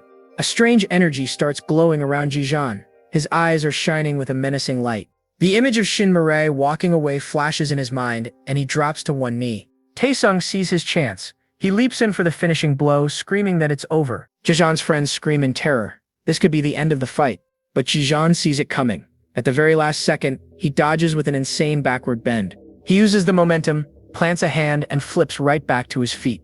His face is pure fury. Before Taesung can even react, Jijan unloads a crushing blow that sends him flying. He follows up with a brutal hammer fist, smashing Taesung face first into the floor. Taesung is down. The entire crowd is just stunned into total silence. Taesung tries to get up, cursing under his breath, but Jijan is already on top of him. He smashes him with a vicious kick, leaving Taesung spitting blood on the floor. Taesung looks up, and Jijan looks like an absolute monster. None of this makes any sense to him. Meanwhile, Kim Jin-woo watches from the sidelines with a twisted grin. It's over, he says. Guman and Seung-min go absolutely wild. They cannot believe Lee Taesung actually lost. Dazed and confused, Taesung cannot process it. He was so sure he had this in the bag. But Jijan isn't finished. He lands another vicious kick right to Taesung's ribs. He is completely lost in a blind rage. Taesung is terrified, begging him to stop. But Jijan is not listening. He just starts stomping on the defenseless Taesung over and over again. The crowd is horrified. Someone screams that he is going to kill him. Jijan's eyes are completely white now, burning with an unholy light as he keeps going. His friends can only watch, frozen in fear. Even Jinwoo's lackeys are getting nervous. They're worried this psycho is about to cause a huge incident. But Jinwoo just grins. That one is a catch. He'll be a hit, he declares. You can see the dollar signs in his eyes as he plans the next big match. Finally, Gumain and Seung-min rush in to hold him back, screaming at him to stop. They yell that he has already won. Panting heavily, the white glow in Jijan's eyes finally begins to fade. He is coming back to his senses. Back in his office, the mysterious organizer slams his fist on the desk in pure rage. Jijan, he screams. He cannot believe it. He shouts that the one-off fighter actually beat Taesung. But his anger quickly turns to calculation. He adjusts his glasses. Profit is all that matters. A new, sinister idea starts to form. He thinks to himself that maybe, just maybe, Jijan could be on his side. A wicked grin spreads across his face. He has got a plan. He is going to train Jijan to be his loyal attack dog. And back in the ring, Jijan is still panting, the adrenaline from his berserker rage finally wearing off. The fight is over, and Jinwoo's goon is left face down in a puddle of his own failure. Jinwoo can't help but smirk at Jijan's brutal victory. He knew this kid was the real deal. He gets real close, flashing a seriously creepy grin. He wants to see that crazed look again in the next match. Jinwoo offers the prize money, but Jijan isn't interested. He just turns his back and walks off, ignoring the roaring crowd. Seeing their savior leave, Guman and Seung-min immediately give chase. They catch up and offer to treat him to a meal. After all, he totally saved their necks back there. But Jijan just grabs his hand away. The two are completely frozen. Later that night, we find Jijan wandering the city streets completely alone. He suddenly stops in his tracks. Music from a massive screen overhead has caught his attention. It's the K-pop group Alicon, and for some reason, seeing them gives him a strange sense of familiarity. He just stands there, lost in thought as the music plays on. On the screen, a reporter is interviewing one of the members, Shin Mirai. She's humbly thanking the fans for all their support, even making a little heart gesture. And get this, Guman and Seung-min have been tailing him this whole time. They're wondering what his deal is with Alicon. They put two and two together. Do you think it was Alicon's song that made Jijan weird earlier? Seung-min asks. Maybe he's an anti-fan, but Guman totally shuts that down. Alicon has no haters. They're way too pretty. Seung-min calls him out for being a lacan, like stans of the group. Guman can't even deny it, admitting Shin Mirai is awesome. Seung-min just rolls. You're a simp. I knew it. But it's a trap. Guman flips the question, and Seung-min excitedly admits he's a fan too. I like the youngest, Ryan, he yells. Meanwhile, Jijan has already moved on. He's now heading toward a deserted beach at night. His two stalker friends are totally baffled. Why would he go to the beach? Is he that stressed out? And bro literally brought a school chair with him? He just sits there staring out at the dark ocean. The duo debates their next move. Seung-min jokes that Jijan is probably regretting hanging out with them. But Guman is serious. He insists they should go talk to him because that's what friends do. Seung-min looks torn. He knows just the person who could help, but the idea alone makes him sweat. Meanwhile, Arum is fast asleep when a sudden buzz from her phone wakes her up. She checks the notification. It's an invitation to the beach, right in front of the lighthouse. Throwing on a hoodie, she quietly slips out of her room. On her way out, she finds her dad passed out drunk at the kitchen table. He suddenly jolts awake and starts screaming at her. "What? You want to die?" Terrifying Arum. He mutters a few more things before passing out again. Shaken, Arum makes a run for it. Back at the beach, Guman asks who Seungmin texted. He nervously admits it was a girl named Arum. Guman's mind is blown. He can't believe Seungmin is actually texting a girl. But Seungmin has to explain the whole complicated situation. Arum doesn't actually know it's him. He reveals the phone he's using is the one Arum gave to Jijan, hoping to get his number. But Seungmin found it first, and has been catfishing her this whole time, pretending to be Jijan. He confesses he knows it's wrong and he has to give it back. He just could not bring himself to do it. Guman asks the obvious question, does he like Arum? Seungmin sadly admits he used to, but now he knows his place. Guman smacks some sense into him. Then give the phone back already, man. Stop messing around. But as they get closer, Jijan turns around. Seungmin freezes in his tracks, absolutely terrified. He shakily holds out the phone. Jijan just stares at him with that intense gaze. Suddenly, Seungmin drops to his knees and slams his head to the ground. He screams out an apology for pretending to be him. He tearfully confesses to sending the last text, begging Jijan not to reject Arum because they look good together. Jijan says nothing, but then the phone in his hand lights up with a brand new message. It's from Arum. She says she's almost there. Jijan's eyes go wide with pure shock. He looks up just in time to see Arum herself running towards them, completely out of breath. Watching from a distance, Guman is impressed. Seungmin cannot believe she actually came. With tears in his eyes, Seungmin gives his blessing. He just wants Jijan to take care of her. The two bros decide to give them some privacy. Do you want to sleep over at my house? I have a gaming console, Guman asks. Rum takes a seat next to the silent Jijan on the bench. She starts typing a message, admitting she was surprised he texted her. Jijan looks down, looking tired and sad. She types again, asking him what's wrong. Rum waits, a little confused. Finally, Jijan starts to type his reply. His reply is simple. Thought of you. And just like that, Arum starts blushing like crazy. They sit in comfortable silence for a moment. Arum breaks the ice, texting that the waves sound nice. Jijan agrees. She asks if he comes here often, but he admits it's his first time. She keeps the chat going, admitting his text was actually what woke her up. Hearing that, Jijan's eyes widen. He seems genuinely surprised. He abruptly stands up, saying he'll see her home, but Arum grabs his arm. No, she types. I don't want to go home. Jijan just stares at her in surprise. A few minutes later, Jijan gets her a drink from a nearby vending machine. She thanks him, and they fall into a comfortable silence, just watching the waves. Arum asks why he doesn't want to go home, admitting that her own house feels like a prison. Then she brings up that text he sent her, saying she was really surprised by it. She even mentions the surprise goodnights text he supposedly sent the other day. Jijan looks completely baffled. He has zero idea what she is talking about. He pulls out his phone and sees the messages for himself, messages he never even sent. And in a flash of rage, he knows exactly who has been messing with his phone. Seungmin. Arum, completely unaware, says his text was like a small cheer telling her to stay strong. Blushing, she thanks him again, leaving Jijan totally speechless. Finally, she works up the courage to ask the question on her mind, why doesn't he speak? That one question triggers a painful memory, sending him spiraling. He remembers desperately screaming a single name into the air. Mirai. In the memory, a blonde girl named Mirai walks away before coming to a sudden stop. He's being restrained by security, who are accusing him of being a stalker. But Mirai suddenly runs back, pushing past the guards to embrace him. Through tears, she confesses that she tried to be cold, but she just can't do it. She cries that she can't let him go, not even if she dies. He holds her close, promising he will always be there for her. And watching this entire scene play out from above are two men in suits. Back in the present, Jijan just replies that some words can seep into your soul and freeze you. She guesses his reason for being quiet is much more complicated than hers. He asks her what her reason is. She types back, it's simple. She explains that her words are dirty, just like her dad's, and she has that same darkness inside her. Instead of prying, Jijan just suggests they take a walk, and she agrees. They wander together through the bustling city streets on a Saturday night. Suddenly, shouting erupts from a nearby outdoor restaurant. And who is right in the middle of it? None other than Kang Doyle, who just smirks. The thugs immediately recognize him as one of the Dazen Industrial High guys. Doyle, looking totally bored, just wants to drink in peace after getting out of some trouble. The thugs are happy he's alone, but Doyle says he likes it that way.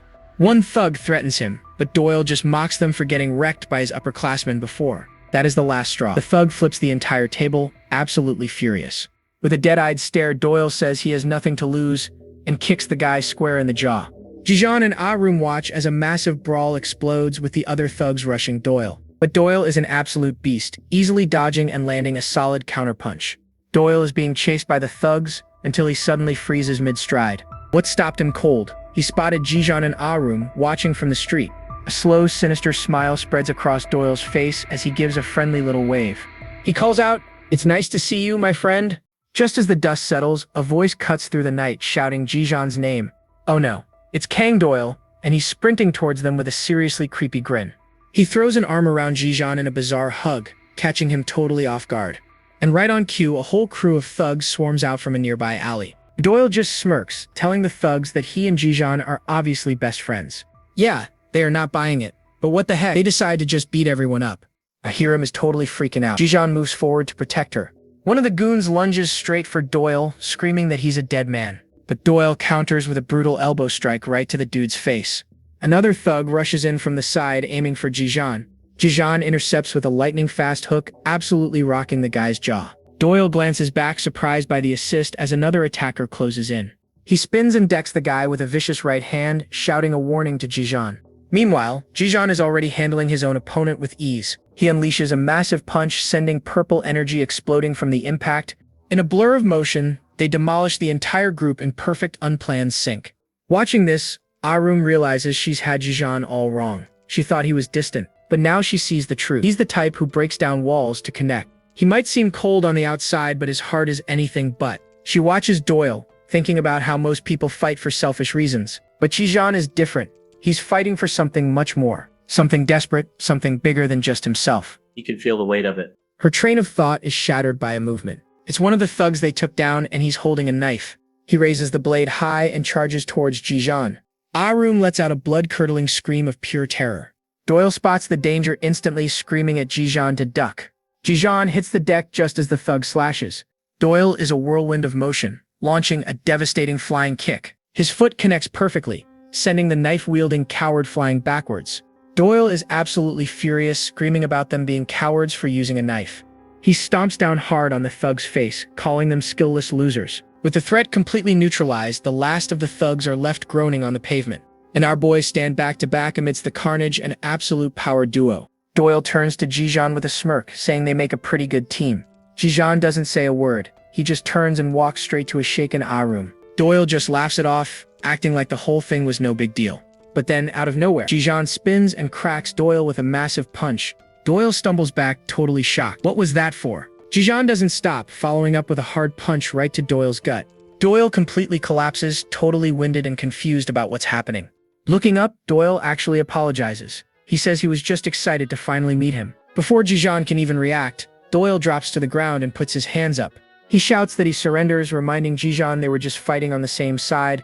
Doyle quickly tries to explain himself, saying his past actions were all just a test. A slow grin spreads across his face. And you passed, so I want to be your friend. He gets up and invites Jijan to join his families, whatever that means. Jijan just shoves his hands away, turns his back, and walks over to Ariam. But Doyle is completely unfazed by the rejection and starts following them. He strolls behind them, commenting on how close they seem to be. He's even weirdly proud, like he played some part in bringing them together. He offers to pay them back, telling them to follow him if they're lost. He smirks, saying he knows a good place where they can crash for a while. He ends up leading them to a building with a sign for romance comics. This is the place, he says, leading them inside with a big grin. Turns out it's a cozy comic book cafe, packed with manga and comfy chairs. And at the front counter, a guy is totally passed out. Doyle wakes him up, announcing that he's brought some new customers. Byung-gu groggily wakes up, surprised to see Doyle standing there. He then notices Jijan and Ariam. Doyle proudly introduces them as his new friends.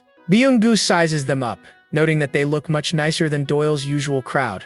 Jijan and Ah-room just stand there silently, still processing this entire bizarre night. Byung-gu tells them to make themselves at home, saying their time is on the house. Meanwhile, the scene shifts to a dark, rundown apartment building. Inside, a man is completely passed out at a table, surrounded by empty bottles. He slowly starts to wake up, groaning from his massive hangover. He stumbles to his feet, looking around the dark and messy apartment. His eyes land on a bedroom door that's been left slightly ajar. He peeks inside, a look of confusion on his face. The room is completely empty. The bed is made, but nobody is there. Suddenly, the man bursts out of the room, his face a mask of panic as he screams a name. He frantically scans the apartment, his voice getting more and more desperate. He runs to her empty room, the awful realization hitting him. She's gone. Doyle leads Jijan and Ariam into another room. He calls it his secret spot. He gives them a free pass to hang out anytime. He says it's his way of repaying a favor. He tells them to kick back and read some comics while he catches some Z's. What a guy. The mood gets a little awkward, so they whip out their phones and start texting each other. Classic. Jijan texts her, asking if she was scared earlier. She plays it cool, saying she's fine now. She asks if he wants to read a manhwa, and he gives the most Jijan reply ever. Yeah. And just like that, they're sitting side by side, quietly reading together. Suddenly, Ariam starts giggling at her comic. Jijan glances over, totally caught off guard by her cute side. The moment passes, and they settle back into a comfortable silence, lost in their stories. A little later, the cafe owner rocks up with an apron and some free drinks. This dude is the GOAT. He mentions he's surprised a guy like Doyle even has friends like them. Actually, he corrects himself. Doyle doesn't have friends, just a bunch of thugs he gets into fights with. Then, out of nowhere, he holds up his hand. 2 fingers are missing. Jijan and Ariam are completely shocked. He admits it was brutal, and says Doyle still hasn't moved on from what happened. That was the moment an ordinary kid started walking down a much darker path.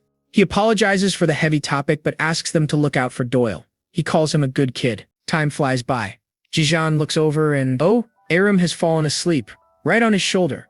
Jijan just stares down at her. His expression is totally unreadable but super intense. Suddenly, Ariam jerks away. She's instantly flustered and blushing when she realizes the situation. Her phone buzzes. 3 missed calls from her dad. She panics and says she has to go home now. Without saying a word, Jijan just types a simple message. I'll drop you off. He walks her through the quiet night streets all the way to her apartment building. They ride the elevator up in silence. Ariam turns and waves goodbye from down the hall. From her balcony, she sends him a text. It was some hours of freedom. Thank you, Jijan. But as she goes to unlock her door, it swings open. It's her furious, disheveled father. He immediately starts screaming at her. What time is it? How many times did I call? When she doesn't answer, he gets even more enraged and violently slaps her to the floor. Down the hall, Jijan sees everything. His face turns to a mask of pure ice-cold fury. The father isn't done yet. He grabs Ariam by her hoodie, dragging her and demanding answers. Then he spots Jijan. All that rage immediately turns on him, accusing him of corrupting his daughter. Ariam grabs her dad's shirt, trying to stop him. Are you siding with him? He roars. Tears are streaming down her face, but she grits her teeth and screams, Go back, Jijan. Her father shoves her away again, snarling, I'm gonna kill that bastard. Ariam is on the floor, desperately begging Jijan to run. He lunges forward, but a terrified Ariam clings to his leg, screaming for Jijan to just get away. Jijan just stands there watching. His face is a shadowed mask of conflict and rage, and then he does the unthinkable. He turns around and runs away. His mind is racing. This is what he always does. He runs from the past, from things he can't handle. Just like that time before, he wasn't strong enough to face it. As Jijan runs away, Ariam is getting beaten up. And what did he do? He ran. This is his curse. He's the guy who bolts from any fight he knows he can't win. So he just closes his eyes, trying to hide in the dark and pretend it never happened. Completely exhausted, he drags himself through the woods under the dead of night. Finally, a safe haven appears at the edge of the forest. A temple. Inside, an old monk kneels in prayer before a huge golden Buddha statue. Jijan appears in the doorway and the monk greets him without missing a beat. You've come home late. The monk smiles gently, clearly sensing the kid's inner turmoil. You must have a lot on your mind. Jijan admits to himself this was another escape, a quiet place to hide from his problems. But even in a place like this, he couldn't avoid making new connections. And now he faces a choice. Accept this new life or run away all over again. A few days later, we're back in the school's underground fight club, and a match is already going down. One dude is absolutely pummeling his opponent, who can only beg him to stop. I give up. I surrender. The beaten student cries out, ending the fight in a heartbeat. But the crowd is not happy. They start groaning. What? Already? That's so boring. But just then, the whole room goes dead silent. Kim Jinwoo and his crew have arrived. Jinwoo immediately grabs the loser by his hair. Did you just say you'll surrender? He sneers, completely unimpressed. I don't think he hit you hard enough for you to just call it quits. The poor kid tries to explain himself. There was no chance. I knew how it would end. Wrong answer. Jinwoo absolutely loses it and stomps on the kid's head. With that kind of mindset, someone like you doesn't deserve to be a fighter. He roars, launching a brutal kick. Everyone just watches in shocked silence. Jinwoo tells the kid to never show his face here again. Right then, No Jaemin whispers in his ear, Mr. Kim is asking for you, in the storage room. In a storage shed, a man in a suit is laying into Jinwoo. We need verified fighters, not these pests. Mr. Kim reminds him of the bottom line. Everyone's looking forward to Jijan's next fight, you know. Jinwoo tries to argue that finding good opponents is tough. They're either weak or scared. Are you saying you can't find someone? Mr. Kim's tone turns ice cold. Jinwoo immediately starts backpedaling, saying it'll just take a little more time. How long? Mr. Kim presses him. Jinwoo nervously throws out a month. Mr. Kim places a hand on his shoulder, his voice dripping with menace. It seems you've gotten a bit full of yourself. A month? Customers don't wait. His eyes narrow. There are plenty of other places for them to go. Then comes the real threat. He could take away Jinwoo's position just like that. That does it. Terrified, Jinwoo drops to his knees and begs, "No, please, anything but that. I'm sorry." And Mr. Kim grinds his shoe right onto Jinwoo's head. "I'll give you 1 week. If you can't find an opponent," he says with a twisted smile, "you will be the one fighting." He even suggests Jinwoo can show off his old bully moves. The customers will love it, right? Mr. Kim walks away, leaving Jinwoo on the floor. The threat hangs in the air. 1 week. Jinwoo is furious. If he can't find an opponent for Jijan, he has to fight. He's totally screwed. Meanwhile, Guman brought Jijan a donkatsu bento. It's bad for you to eat bread every day. Seungmin cheers him on as Guman even offers to buy coffee for dessert. The two friends talk about how eating lunch has actually become a comfortable routine. Suddenly, Seungmin notices a phone vibrating in Jijan's pocket.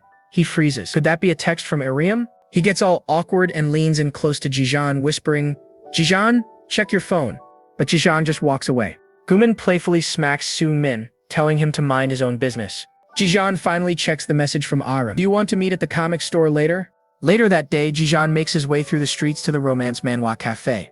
And there she is, waiting for him. Inside, the air between them is super thick with awkward silence. Aram finally breaks the silence, admitting it would be way weirder not to talk now. Then she drops a personal confession, looking down as she says it. "You know, I hate my own voice." She explains it's because of her harsh way of speaking, a habit she got from her dad. Because of it, she always just wanted to hide her voice and stay quiet. But then, her whole expression changes. "But I don't regret it," she says with total conviction. "Because I don't like you getting hurt." And those words hit Jijan like a truck. As Jijan is still processing her words, Arum continues her story. She explains how her mom finally had enough and left her dad.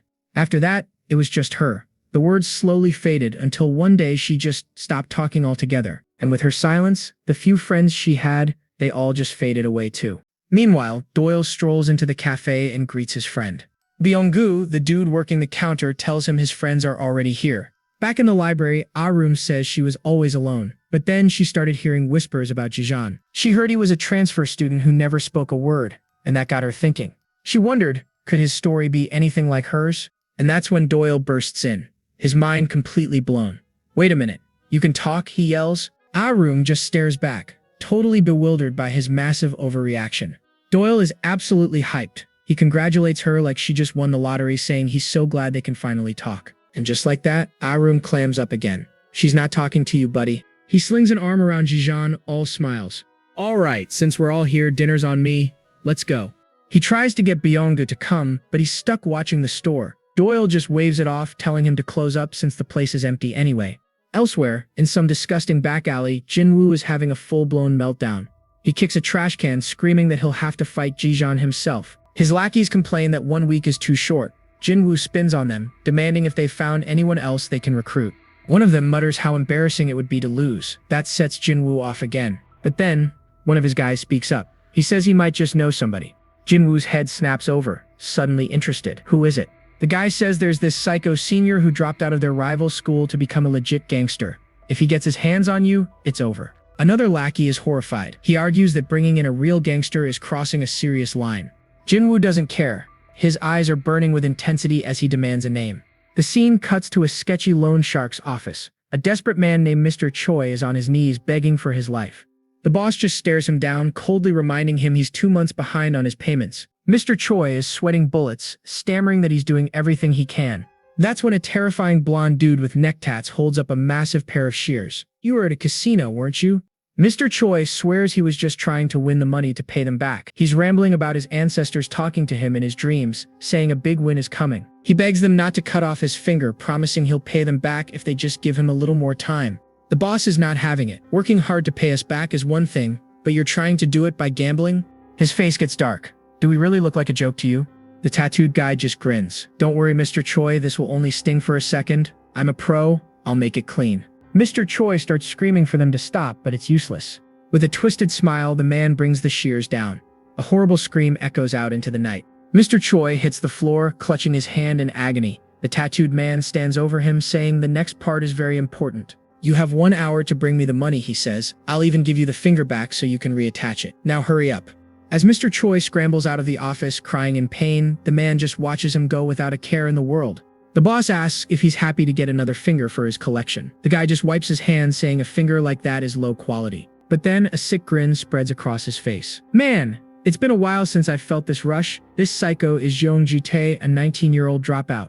Back in the alley, Jinwoo's goon confirms it. This is the guy who actually cut off a classmate's finger at school. And get this, the kid he did it to was in the school band. He was a guitar player. Even these bullies are disgusted by how messed up that is. After getting out of juvie, he went pro and became a full-time gangster. Just thinking about him gives them chills. But Jinwoo? He's just smiling. So is there a way to meet this guy? His crew can't believe he's actually going through with this. Jinwoo is buzzing with excitement. Just imagine it. The unbeatable transfer student going up against a real gangster. He tells them they can't afford to be picky now. Gangster or murderer, it doesn't matter. Let's go find him. Later that night, the whole crew is walking down the street. Byung-gu is already complaining about being outside. Doyle tells him to get some fresh air for once, but Byung-gu just mutters that he hates people staring at him. Doyle brings up how Byung-gu used to perform on stage. Byung-gu just looks away. That was a long time ago. Ah-room overhears this, and her eyes light up. Wait, on stage? Was Byung-gu in a band or something? Doyle confirms it, saying he was a killer guitar player. At the mention of it, Byung-gu's whole expression just sinks. Sensing the awkward mood, Doyle quickly changes the subject, asking what everyone wants to eat. Suddenly, a car screeches to a halt just down the road. Inside, Jung Gi-tae spots the group crossing the street. His eyes narrow. He recognizes someone. He's staring straight at Byung-gu and Doyle. Gi-tae turns to his boss. Hey, can we stop for a second? I see some old friends. I just want to say hi. He steps out of the car and walks towards them, calling out a single name. Byung-gu? Byung-gu turns around, confused, and then his face goes pale when he sees who it is. The gangster Jung Gi-tae points right at him with a huge, terrifying grin. I wasn't sure it was you, Byung-gu. Gi-tae acts casual, but Byung-gu is literally shaking, breaking out in a cold sweat and unable to speak. He backs up and bumps into Doyle, and his own face hardens into a protective glare. Gi-tae lets out a chilling laugh. What's with the long face? You look like you've seen a ghost. He's got Doyle and Byung totally cornered on the street at night. He acts all friendly, saying it's nice to see them together, but he knows exactly why they're frozen stiff with fear. The psychological games have already begun. He zeroes in on Doyle, noting he's gotten bigger. Gi-tae taunts him, it's been a while since you've seen your senior. Aren't you gonna say hello? Doyle has to keep his cool in front of his friends. He forces out a greeting and tries to leave, saying they were just getting food. He tells Gi-tae that just looking at him is enough to ruin their appetites. A bold move. He politely tells the psycho to get lost, but Gi-tae just chuckles, his eyes turning cold. Oh really? He says, reaching for his wallet. He flashes a huge wad of cash. It's been a while. Let your senior treat you. Then, in a massive power move, he shoves the money right into Doyle's shirt collar. Doyle can't do anything but stand there completely humiliated and shaking with rage. Gi-tae then turns his creepy smile to Byung-gu. You and I just seem destined to meet, huh? He reaches into his own pocket, saying it's a huge coincidence. He has a little something for him, too. And he pulls out a bloody severed finger. I saw you and ran all the way here to give you this. I just got this today, Gi-tae says, holding out the gruesome gift. I think you really need this. Doyle's blood runs cold. The horrifying realization of what he's looking at finally sinks in. Byung-gu is completely paralyzed by terror. He can't believe what he's seeing. Even from a distance, Jijeon and Aram are stunned into silence. Without warning, Gi-tae grabs Byung-gu by the hair and slams him to his knees. He forces Byung-gu's hand open, holding it palm up on the cold pavement. Take it, Gi-tae commands, dropping the finger into his hand. It's a gift. Go take it to a hospital. Byung-gu is so scared that he's wet himself. Gi-tae's sick rant isn't over. He tells him to get it reattached so he can play guitar again. And say that it's your dream, he screams, laughing like a complete maniac as Doyle watches, helpless. Doyle is trembling, completely frozen by fear and rage. He can't move a muscle. Beside him, Jijeon and Aram are absolutely speechless. Jijeon tells himself to just look away, to pretend this isn't happening. He thinks to himself that this is their problem. It has nothing to do with him. But his mind flashes back to another night, to a quiet conversation. The temple monk calls him. He asks if he's made any friends since moving here. The man sighs, already knowing the answer. You don't talk much. It won't be easy for you. Then he gives him some life-changing advice. Even if you can't approach others, be grateful to those who approach you. He tells Jijeon that those people have crossed the great wall of his silence to reach him. They will become precious people in your life. That memory hangs in his mind. He thinks about Doyle. About room. Back in the present, Jijan remembers his vow. That night I made a choice. His hand clenches. He can't just stand by and do nothing. Not anymore. He steps forward, reaching for the monster. Gitae turns, annoyed. What the? Jijan's look is ice cold. He's not gonna run away and hide like a coward anymore. As Jijan grabs his wrist, Gitae snaps. Who is this punk that can't read the room? Gitae yanks his hand away and grabs Jijan. Do you have any idea who I am? Gitae roars. How dare you get so cocky? He grabs Jijan's hand, sneering. Well, at least your fingers are pretty. If you don't let me go, he threatens, you might lose those pretty fingers too. But suddenly, Gitae's smug expression vanishes as Jijan whips his hand away. The sudden move catches the bigger man completely by surprise. You want to start something? Gitae growls. You cocky little punk, he mutters as they finally square up for a real fight. Just then, a car honks in the distance. It's his boss. He clicks his tongue in annoyance. He turns to Bayangu. With a cruel grin, he asks, how's life with no more dreams? With one final crazed laugh, he wishes them a nice meal and just walks away. He leaves them shattered in the middle of the street, having gotten his sixth thrill for the night. The second he's gone, Doyle's strength gives out and he collapses to his knees. He can only let out a groan of pure shame and defeat. Their other friend immediately rushes over to check on Bayangu. He kneels down beside him, gently asking if he's all right. Jijan, Ariam, and Doyle can only watch the heartbreaking scene unfold. Bayangu sobs, trying to put on a brave face. I told you, it's all in the past. I'm okay now, he chokes out, though everyone knows he's completely broken inside. He stumbles away, telling them they should just eat another time. Doyle watches his friend leave, his face a storm of helplessness and pure rage. Later that night, up on a rooftop, Doyle finally lets his frustration explode. He screams, slamming his fist into the concrete ledge with all his might. He hangs his head, shamed. I couldn't do anything. I just froze up. I couldn't do a single thing. He screams into the empty night. Nothing has changed at all, he cries out. As Jijan and Ariam watch from a safe distance, Ariam is still shaken, finally asking who that psycho was. Doyle finally tells them, Jeonggi-tae, he's the one who cut off Byung-gu's finger while he was playing guitar. Just to ruin his dream, both Jijan and Ariam are absolutely horrified by the revelation. Doyle explains that Byung was just trying to stop Gitae's gang from hurting other students. We flash back to that day in a high school music room. A younger Jeonggi-tae holds a student at knife point, but a younger Byung steps in, yelling at Gitae to stop what he's doing. He grabs Gitae from behind, trying to pull him off the other kid as Gitae thrashes wildly. In a split second, Gitae swings the knife and slashes Byung-gu in the face. Gitae looks down on him with cold, dead eyes. Why did you have to butt in? Why are you so nosy? Don't act high and mighty just because you're a guitar player. Gitae sneers. But even beaten and broken, Byung glares up at his attacker. He tells Gita this room is for people with dreams, not monsters who destroy them. He spits that a selfish person like Gitae doesn't deserve to have a dream of his own. Gitae just scoffs, completely dismissing his passionate words. He's trembling with anger, but they're suddenly interrupted. A group of students are peeking in through the door. He screams at them to get lost before he carves them up too. They're terrified. Gitae storms off like a king, and the other students scatter like rats. Meanwhile, friends rush over to help the injured guitarist, Byung-gu. Back in the present, Doyle continues his story. Gitae vanished from school after that, but his voice grows dark. He says something far worse happened 2 weeks later. The memory shifts again. A younger Doyle hears a blood-curdling scream from the empty band room. He throws the door open, and what he finds is a nightmare. Gitae is holding Byung-gu down with a blade to his hand. Gitae snarls that he's going to teach him what a life without dreams feels like. And then, he slices right through Byung-gu's hand, destroying his future. Doyle can only watch, frozen in absolute terror. He can't even move. Gitae turns to him with a sickeningly casual grin. Oh hey Doyle, he says. He gets up and stretches, acting like he just finished a light workout. He warns Doyle that if he breathes a word of this, he's next. To seal the threat, he wipes his friend's blood all over Doyle's face. Doyle is left alone in the doorway, trembling as the tears finally fall. In the present, Doyle slams his fist into the rooftop ledge, cracking the concrete. He explains that Gitae went to juvenile detention and came out a full-blown gangster. Now he's a loan shark, still ruining lives for a living. He finally confesses, everything I've become, it's all because of Jeonggi-tae. He says a person who destroys someone's dream doesn't deserve to walk free. He tried to get stronger to make Gitae pay, but he froze up again, just like that day. He screams in frustration, hating that he hasn't changed at all. Arun finally connects the dots. Is that why you needed Jijan? Doyle admits it. To take on a real gangster, he needed real power on his side. His one and only goal is to completely crush Jeonggi-tae. He looks at Jijan with desperation. That's why I need you. Jijeon remains silent, turning away without giving an answer. Later that night, Jijeon and Arum walk home in a heavy silence. Arum says she gets it, but warns that taking on a gangster is way too dangerous. But for Jijeon, one part of Doyle's story hit him hard. The idea that someone who destroys another person's dream shouldn't get away with it.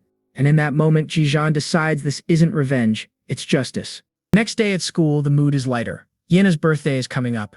Her friends are already planning her party, and of course they ask if Jijeon is invited. Yena gets totally flustered just hearing his name. Her friend teases her, but then spots him walking into school. Yena's eyes light up, but then she sees he's walking with Aryam. The other students start gossiping, wondering why he's with the quiet girl. Their group gets even bigger as Gumin and Sungmin run up to join them. Yena watches from the window, clearly jealous. She mutters that she doesn't care. Later at lunch, Jijeon and the boys are doing their usual bread routine. But then, a new challenger appears at the door. It's Arum. She holds up a lunch bag and says, "I want to eat with you guys." Sungmin gets super excited and tells her to come on in. Then it hits him. Wait a minute, she actually spoke. Everyone is blown away when she opens up an adorable bento box she made. She offers to share, and for the first time they all eat a proper meal together. Watching from afar, Yena's face is a mask of pure, unfiltered shock. That evening, a man in a sharp suit makes a very serious phone call. It's Gitai, wrapping up a threatening phone call. Business as usual. He hangs up and walks toward an office. Taped to the door is a black business card with a fierce red logo for Hound Dog. He takes the card and heads inside. Jinwoo's lackeys can't help but notice Gitai is an absolute unit. But hey, at least the bait worked. But now Jinwoo is sweating bullets, wondering if scouting a real gangster was smart. His buddies try to act tough, calling gangsters nothing but trash. Their tough talk is cut short by a cold voice from behind. "What did you just say?" They turn around to see another huge dude in a suit, and he does not look happy. "Uh-oh, you're in trouble now, my friends." The look on Jinwoo's face says it all. He knows they just messed with the wrong crew. And just like that, it's over. Jinwoo and his crew get absolutely folded in seconds. The boss asks who these kids are. An underling explains they were running their mouths about gangsters. The bald boss looks almost hurt. He's like, "Gangsters? You mean us? Come on now. We're just small business owners who pay our taxes." The boss leans in, a sneer on his face. "Seriously? What part of us looks like a gangster to you?" Jinwoo is frozen solid. But in his head, he's screaming, "Literally everything about you." The boss switches it up. "So, you're not talking? Are you here for a loan then? Are you a customer?" Jinwoo frantically shakes his head no. He quickly pulls out a business card, desperate to explain. Gitai snatches the card. It's for the Hound Dogs Fight Club. He holds it up and asks, Is this yours?" Jinwoo nervously confirms it. He says they just came to deliver the card. Gitai squints at the card, totally confused. "Hound Dog? What even is this?" But the name rings a bell for the boss. He says, "Wait a minute, I've heard of that before." Another guy with a ponytail jumps in. "Isn't that Duck's business?" The boss nods, putting it all together. "That's right. Duck's business is gambling. That's the spot where they bet on fights, right? He heard they make a ton of cash scouting strong fighters." The pieces click into place. These kids are scouts. And then, a horrifying thought hits Jinwoo. The people running Hound Dog are real gangsters. He's been working for the criminal underworld this whole time. Meanwhile, at the Romance Manhwa cafe, Doyle finally tracks down Jijeon. "Jijeon, there you are." He walks right up to Jijeon and Aryam with a strange question. "Hey, do you know how to ride a motorcycle?" Aryam is completely lost. "What are you talking about? Why would Jijeon be driving?" Doyle just smiles, claiming he sprained his ankle in gym class. "So you gotta give me a ride."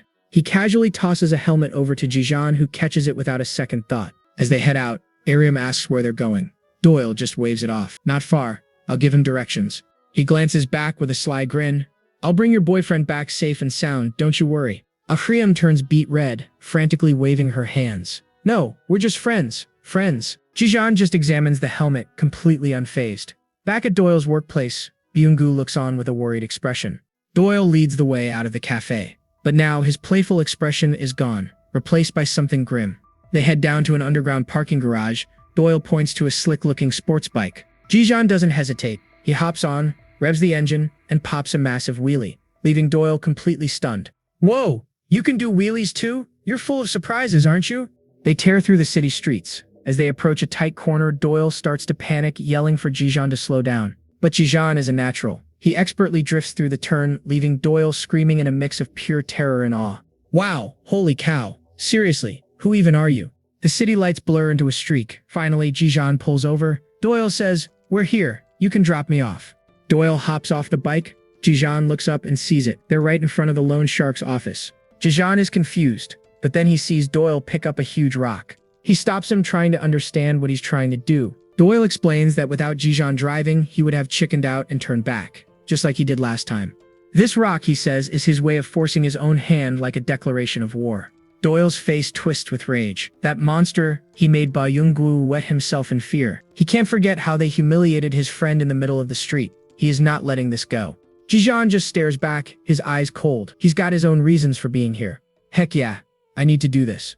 Back inside, Gitae tells Jinwoo's crew to get lost. This isn't a playground for kids like you. But Jinwoo recognizes him. Wait, you're Joan Gitae from Daesun High, right? The guy who dropped out to be a gangster? He quickly switches gears, claiming they came to scout Gitae for the main event. Gitae scoffs at the idea. You want to scout me for a schoolyard fight? Jinwoo insists this opponent is the real deal. He's a monster who can't be taken lightly. Now this gets Gitae's attention. Someone worthy of being my opponent, you say? Jinwoo whips out his phone. Here, watch this. He's a transfer student, and he is an absolute problem. He plays the clip of Jijan's insane brawl. The video shows him taking down guy after guy, his eyes glowing. Gitae's eyes go wide. He recognizes that face. This kid is... He remembers now. It's the kid he saw with Doyle, the one with the pretty fingers. The boss steps in to shut it down. It's a high school fight. Stay out of it, Gitae. Gitae grumbles but seems to agree, stepping back. Suddenly, a rock smashes through the glass. The projectile zips right past Gitae's head and scrapes his cheek. Stunned, Gitae whips around. What was that? Who's out there? The loan sharks are furious. They rush to the window, screaming, do they have a death wish? They look down just in time to see a motorcycle speeding away. Gitae's eyes lock onto the bike. His face twists into a mask of pure, unadulterated rage. On the back of the speeding bike, Doyle looks back. His expression is one of cold, hard determination. Back in the office, the boss asks if he's okay, but Gitae is absolutely seething. That son of... As they speed down the street, Jijan reflects. Maybe throwing that rock was a little over the top, but he could feel how much courage it took for Doyle. He felt it in the trembling hand clutching his shoulder. Jijan knows that feeling all too well. It's the terror of facing a mountain you know you can't climb alone. Jinwoo's crew can barely believe it. They're actually getting a shot? Gitae confirms it with ice in his veins. The fight is on. Hound dog. They swear they'll be ready, but Gitae just shuts them down. There are conditions. He decides the time and place. All they have to do is bring their best fighter. Jinwoo gets confused for a second. Weren't they supposed to fight at the school gym? Gitae scoffs. Did they seriously just ask him, a dropout, to go fight at a school? Jinwoo immediately starts sweating bullets. Whatever Gitae wants, he gets. But inside, he's absolutely fuming. This guy is making things way too complicated. Then Gitae drops a name out of nowhere. Ever heard of a guy named Kang Doyle? Jinwoo knows that name instantly. A top dog from Daesun Industrial High. Gitae just smirks. So that little punk thinks he's a big shot now, huh? Jinwoo nervously explains he's heard Doyle is making moves and expanding his turf. Gitae muses that his ego isn't the only thing that's grown bigger.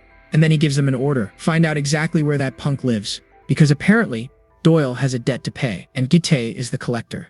Meanwhile, the scene shifts to a peaceful temple basking in the sun. And who's sweeping the grounds? None other than Jijan, looking surprisingly zen. A voice calls out to the master, who welcomes a visitor with a warm smile. It's Seung-min. Apparently his mom told him he needed to go pray. But as Seung-min looks around, he spots Jijan and completely loses his mind. Jijan, what is he doing here? Does he actually live at the temple? Jijan just gives him a somewhat surprised stare. Seung-min can't believe it. He thought Jijan was a dorm rat. He's actually super jealous. Jijan gets a private temple stay all to himself. So what does he do? He immediately whips out his phone to text his buddy Guman. Dude, you'll never guess where Jijan lives. And Guman's response is instant. On my way. Seung-min tells him to bring good food, and you know Guman is on it. And sure enough, Guman comes sprinting up the steps, totally out of breath. Seung-min is hyped to see him. Jijan just looks like his brain is short-circuiting. But wait a second. Guman didn't come alone. Ariam is right there behind him. Seung-min sheepishly admits he might have texted her too. Whoops. Arum gives a polite little wave, and Jijan is completely stunned. Elsewhere, in a grimy back alley, some street thugs are messing with a scooter. Out of nowhere, a fist smashes into a thug's face. It's Gitae, and he follows up with a vicious kick. The other two are in total shock. Who in the world is this guy? Gitae answers with brass knuckles, shattering the other punk's glasses and his face. He drops like a sack of bricks, leaving just one last guy standing. Gitae just chuckles, admiring his bloodied knuckles. The perfect weapon. He turns to the last man. He looks like a perfect human punching bag. The big guy cracks his knuckles, absolutely furious. He's ready to throw down, but Gitae just laughs. This fool has no idea what he's up against. The thug throws a massive haymaker, screaming that one hit is all he needs. But Gitai blocks it effortlessly, not even a flinch. He counters with a brutal punch to the jaw, sending the big guy stumbling back. Gitai just smirks with a menacing aura. Is that all you've got? Bleeding from the mouth, the thug grits his teeth. This isn't over yet. Kang Doyle is chilling when he hears the commotion. His eyes fly open in shock. His hands start trembling. He stands and grabs a heavy steel pipe. Outside, one of the thugs drops to the ground. Gitai casually steps on the downed man's chest, looking unimpressed. Doyle approaches, hand trembling, clutching the pipe. Gitai just stares back, completely unfazed. Doyle raises the pipe over his shoulder, ready to strike down his real target. Then he screams and brings the pipe crashing down. But hold up, the pipe is blocked mid-strike. Gitai blocked the freaking pipe with his brass knuckles. What a monster! He doesn't even flinch. He stares him down. You better be ready for this, Kang Doyle. Doyle is left absolutely speechless, gritting his teeth in fear and rage. Gitai is absolutely losing it, screaming in his face. How dare you, Kang Doyle? And Doyle, he's cornered, sweating bullets and looking completely terrified. Gitai calls him out, his voice practically dripping with venom. He calls him a pathetic coward. That triggers something in Doyle. He snaps, screaming for Gitai to shut up as he swings a steel pipe with everything he's got. But his attack is stopped dead. Gitai blocks it like it's nothing, smirking at his pathetic attempt.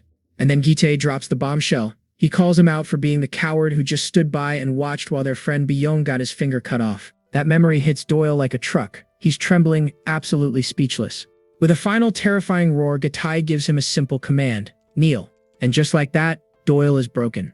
The pipe slips from his hands as he collapses to his knees.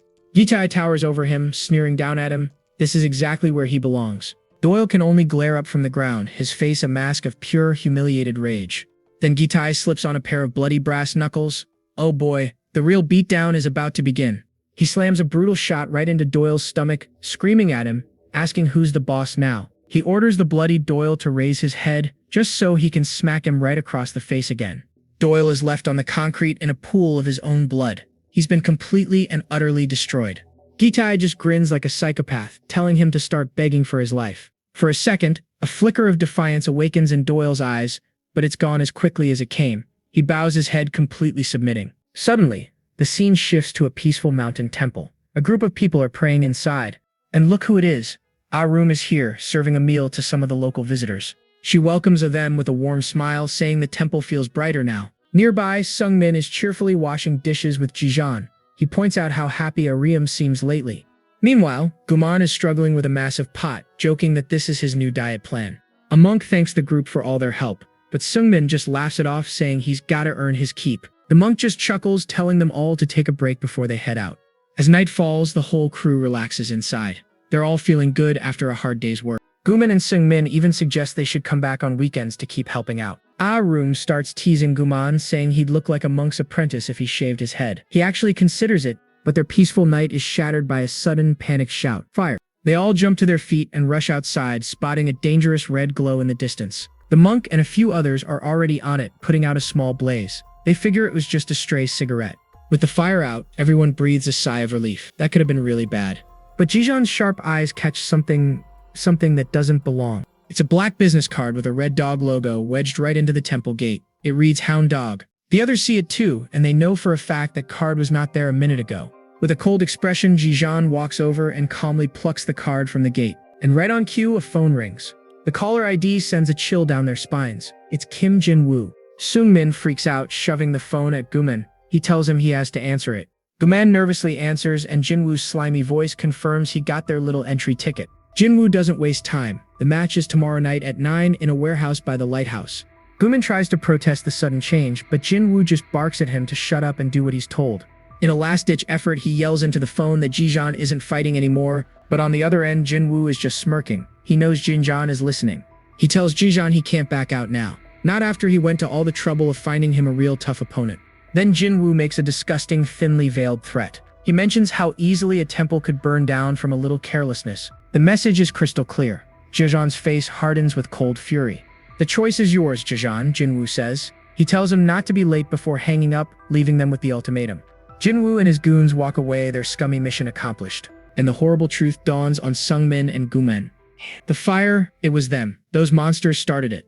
Ahriam is completely lost, desperately asking what in the world is going on. Guman has to explain it.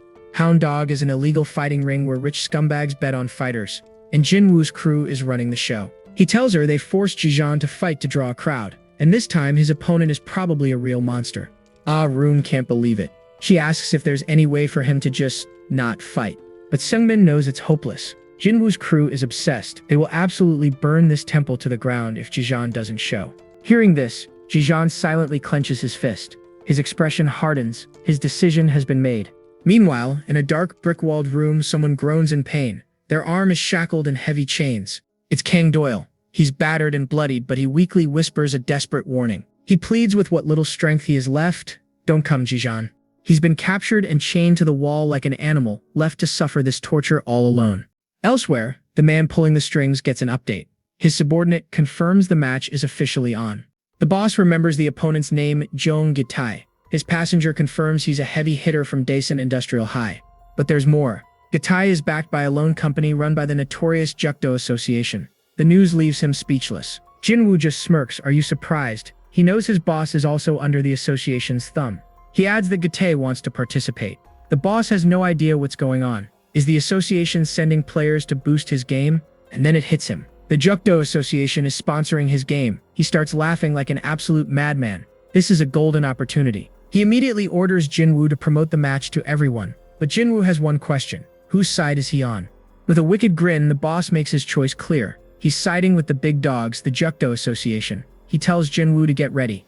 But while the villains plot, the hero trains. Jijan is pushing himself past his limits, running hard to prepare for war. He stops for a moment, executing a flawless high kick to stretch, his form absolutely perfect. With fire in his eyes, he vows to rise so high that no one will ever be able to touch him or his friends again. Suddenly, his friends arrive at the top of the mountain trail, completely out of breath from the climb. Ariam looks at him with pure worry. Seungmin says he was so concerned that he ran over first thing in the morning. Guman promises to be his #1 cheerleader, while Arim shyly adds that she'll be cheering for him too. Fueled by his friend's support, Jijan's resolve hardens into steel. He's more than ready for this fight. As night falls, they arrive at the fight location. It's a sketchy, desolate area with nothing but a single lighthouse. Seungmin is totally freaked out by the creepy vibe. Guman nervously asks Jijan if he's really gonna be okay. Jijan doesn't say a word, he just walks forward without a hint of fear, leaving his friends in total awe. A group of thugs waits by a massive warehouse door. Kim Jinwoo steps out from the shadows with a sinister laugh. Jinwoo mockingly thanks him for coming. But Seungmin immediately explodes, accusing them of setting the fire to threaten him. Jinwoo's goons just laugh it off, acting like they have no clue what he's talking about. Such total clowns. Jinwoo tells Jijan to forget about the small stuff. He says tonight's opponent is on a completely different level. With a shout, he orders the massive warehouse doors to be thrown open, revealing what's waiting inside. Jijan and his friends stare in absolute shock. The warehouse is packed with a roaring crowd, hungry for violence. This isn't just a fight, it's a full-blown underground fight club. A voice calls out Jijan's name. Standing in the ring is an absolute unit of a man with a massive tattoo covering his back. It's Jong Gitai. He smirks, asking if Doyle told him about him. Jong can't hide his shock. Ahriam recognizes him instantly, whispering that he's a real gangster. The size difference between them is insane. Gitai grins, saying it's time to finish what they started. Jijan's expression becomes dangerously cold. But before they start, Gitai announces a very special guest he insisted on having here to watch. And in an instant, Jijan's world shatters. It's Kang Doyle, beaten, bloody, and chained to the wall for everyone to see. Doyle looks up, his face an absolute mess. He weakly begs Jijan to turn back and leave immediately. Ahrim screams his name in terror. Gimin and Seungmin are completely frozen, unable to process this horror. Gitai just laughs, asking if Jijan knows why his friend is in this state. But Jijan is, you guessed it, silent. An ominous purple energy begins to boil around him. Chained to the wall, a beaten and bloody Kang Doyle can only groan in agony. Gitai faces Jijan, vowing to make him pay for everything. He sneers, asking if Jijan really wants to protect the guy chained up behind him. He lays out the terms of their fight. The key to Doyle's chains is in his pocket. Beat him and it's Jijan's. But if Gitai wins, he wants something in return. Jijan just stares back, his expression completely unreadable. Watching from the sidelines, Guman, Orim, and Seungmin are absolutely losing their minds over this proposal. Gitai lets out a sinister laugh, clarifying that neither of them are interested in something as boring as money. Instead, he reveals the horrifying stakes. He wants 2 of Jijan's fingers. Jijan's friends can't believe it, calling him crazy, but Jijan's face just hardens with resolve. Seungmin tries to pull Jijan away, warning him that this guy is a total psycho and they need to leave now. Arum frantically agrees, pleading with Jijan not to go through with this match against such a monster. But Jijan's mind flashes back to another time. He remembers Doyle's hands shaking as they held his shoulders while they sped away on a motorcycle. He remembers just how tightly his friend was gripping onto him. He remembers Byonggu, who was so terrified of Gitae he literally wet his pants before running for his life. Back in the present, Gitae taunts him, asking if he's scared. Jijan thinks to himself that this is the kind of guy who makes people tremble, and that anger finally boils over. He rips off his hoodie, revealing a black tank top underneath. He's ready to fight. His friends can only ask if he's really going to do this. Gitae's eyes widen with pure manic excitement. Wow, so hot. Without another word, Jijan steps forward. He's ready for war. The crowd roars with excitement, while Arum and the others can only look on in absolute terror. In the center of a makeshift ring, surrounded by cheering onlookers, Jijan and Gitae finally face off. An announcer with a megaphone hypes up the crowd, telling everyone to place their bets now. He introduces the first fighter, the powerhouse of the Dark World, Jiang Gitae, and his opponent, the transfer student who took down the former champion, Jijan. As a security camera watches silently from above, the announcer asks the final question. Who will be the winner? A countdown begins. Elsewhere, a man in what looks like a teacher's office watches the fight on a live stream. He smirks, noting there are over 2,000 live viewers. Amazing, he thinks. The board is set. He cackles maniacally as the announcer screams, "Game start," and the fight begins instantly. Gitae lunges with a powerful kick, but Jijan manages to block it. Jijan lands smoothly, his eyes locked on his opponent. Gitae follows up with a heavy punch, which Jijan deflects with his arm. Jijan counters with a swift kick, but Gitae blocks it just as easily. The crowd goes absolutely nuts as Gitae charges in for another attack. With an incredible display of reflexes, Jijan catches Gitae's fist with one hand and blocks another blow with his arm. Jijan realizes his opponent has incredible speed and power, but no formal training. He's a pure street fighter. Still, his raw physical ability makes him a super dangerous opponent. Gitae screams in his face, trying to intimidate him, but Jijan remains totally calm and focused. Suddenly, Jijan's fist connects solidly with Gitae's face. It's a clean hit, but Gitae launches a counterattack almost immediately. He just laughs it off, saying it tickles, and dares him to try again. Jijan notes that although Gitae has no real skills, his reaction speed is insane, and he instinctively finds openings. Gitae unleashes a huge barrage of blows, forcing Jijan to block. Jijan finds an opening and lands a clean spinning kick right into Gitae's side. Gitae just dismisses the hit, sarcastically asking if that was supposed to be a massage. He roars, furious that Jijan thinks such weak attacks could ever beat him. Yelling that he'll show him reality, Gitae launches a furious assault. An observer notes that getting hit doesn't make Gitae flinch, it just makes him angrier. The crowd chants Gitae's name, sensing a major shift in the fight. Seung-min nervously observes that, while Jijan is doing well, his guard is starting to weaken. Guman points out the obvious size difference. One clean hit from Gitae could be catastrophic. Seung-min breaks down their strategies. Jijan is chipping away at his opponent, trying to win with accumulated damage. Gitae, on the other hand, is banking on his overwhelming strength for a one-punch knockout. If he connects, it's over. Arum watches, her hands clasped in fear, whispering Jijan's name. Suddenly, she hears her name being called. It's Doyle. She turns to see him still chained to the wall, looking at her desperately. Doyle tells her she has to stop the fight, asking why she even brought Jijan here. Arum explains that Jijan had no choice. Gitae threatened to burn down the temple where he lives. Doyle curses them and begs her to get the key and free him. She has to get that key from Gitae somehow. Doyle warns her that Gitae is like a snake, completely unpredictable and dangerous. Arum agrees, stealing her resolve. The camera cuts back to the fight just as a devastating punch is thrown. Arum flinches, her eyes wide with shock at the sound of the impact. It's Jijan who lands the first heavy blow, a brutal right hook straight to Gitae's face. Watching from the sidelines, Guman and Seung-min are ecstatic, yelling for Jijan to keep up the attack. And he does, unleashing a rapid-fire combo of punches, hammering away at Gitae's guard. But Gitae isn't going down that easy, firing back with his own savage shots. The two are trading absolute bombs now, neither giving an inch. The crowd is going absolutely wild, screaming for Jijan to finish him. You can just feel the energy. They're both throwing haymakers, a brutal exchange of pure power. But wait a second. Through all the pain, Jeong Gitae is grinning. A savage look is spreading across his face. He smirks, telling Jijan, "I was waiting for you to come closer." He roars that blocking is useless on the streets and lands a devastating punch right on Jijan's face. It was a trap. Jijan realizes with a shock that he was lured in on purpose. Gitae declares that before raw power, nothing else matters, and smashes another heavy fist into Jijan's jaw. Jijan stumbles back, completely overwhelmed. Guman and Seung-min cry out his name in pure horror. This is the wall of reality. Gate screams, landing yet another clean punch. He mocks Jijan, saying he grew up on asphalt, not in a greenhouse, and winds up for another huge hit. Bye-bye, Jijan. But as the punch connects, something flashes through Jijan's mind. He remembers a softer moment. A girl's hands holding his, her voice telling him to cheer up. Her words echo in his mind, I love you. And that memory jolts him right back to the present. Something awakens. His heart pounds like a war drum as a crimson energy begins to pulse within him. The energy courses through him, a strange pink symbol glowing in his mind before surging into his eye. Ahiram desperately yells for him to snap out of it as a red trail of light emits from his glowing eye. Jijan plants his foot and takes the next punch square on the forehead without even moving an inch.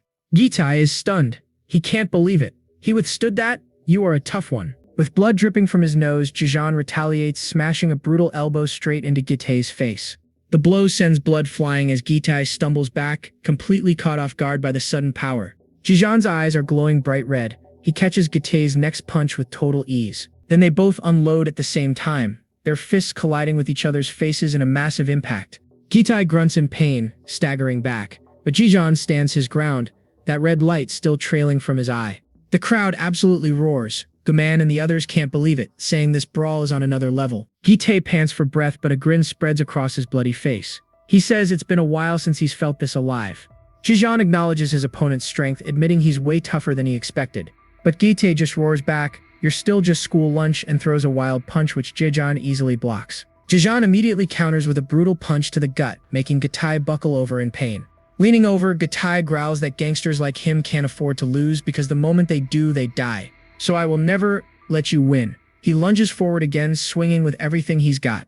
Jijan calmly blocks the entire flurry of punches. Guman calls him a zombie, saying he's getting even more intense. But he's not just blocking, he's dodging every single hit with perfect timing. Guman realizes evasion is an art. And there it is. Jijan sees his opening, ducks under a punch, and drives his fist straight into Gitai's chest. Gitai coughs, completely winded and furious. You rotten kid. He throws a high kick, but Jijan blocks it with his arm. Sungmin points out that Jijan looks completely unfazed. Gitai screams, you pathetic loser, and throws another punch, but Jijan's glowing eyes track the movement perfectly. He ducks under the punch and slams a vicious blow into Gitai's ribs, then dodges a backhand with impossible grace. The chained-up Kang Doyle sees it all. He thinks he figured out his opponent's pattern already. Gitai is all about one-punch KOs, which makes him obvious. Doyle knows that Jijan saw through his attacks and has found his weakness. On the floor, Jijan plants his foot, ready to end it. Having seen through his opponent, Jijan unleashes a devastating punch, driving his fist deep into Gitai's chest. The sheer force of the blow sends Gitai hurtling backward, completely airborne. He crashes hard into a flaming barrel, scattering fire and embers all across the floor. The entire crowd is stunned into absolute silence, their faces a mixture of shock and disbelief. But Jijan isn't finished. He calmly walks over and picks up a burning piece of wood from the fire. Enraged and in agony, Gitai screams, you monster, come on. Jijan just stares back, his eyes glowing with an eerie red light. He's about to bring a whole new world of pain. But Gitai isn't backing down either. Battered and bloody, he snatches his own flaming torch from the fire. He roars that the rules are officially out the window. The real fight starts now. Instantly, the crowd erupts. They start calling him a cheater for bringing a weapon into a fistfight. Gitai completely snaps, telling the entire crowd to shut it. He screams, does this look like a game to you? His eyes lock back onto his target. Let's end this, Jijan. Jijan's gaze just hardens. He watches as Gitai completely loses his mind. With one final roar, Gitai charges in, swinging the flaming club right for Jijan's head. But Jijan's reflexes are on another level. He ducks under the fiery arc and evades every single attack. From the sidelines, his friends watch in horror. What a cheater! Totally enraged, Gitai screams that you don't mess with gangsters and brings the torch down again. But this time, Jijan doesn't even dodge. He meets the attack head-on, blocking the burning wood with his foot. Before Gitai can even process what happened, Jijan follows through with a kick straight to the chest. The impact sends Gitai stumbling back, and Jijan immediately leaps into the air for the finisher. He connects with a devastating kick, sending Gitai flying right back into another flaming barrel. The irony, Gitai is just writhing on the ground in agony. Jijan stands over him, completely victorious. Yeah, he's down for the count, just panting on the disgusting floor, totally defeated. The crowd is dead silent for a second before they start whispering about how pathetic this supposed gangster looks. During the chaos, a small key falls to the ground, completely unnoticed. Miriam watches it all, her face a mask of shock. But wait, he's not done yet? Haite struggles to his feet, screaming, I'm not stopping until one of us is finished.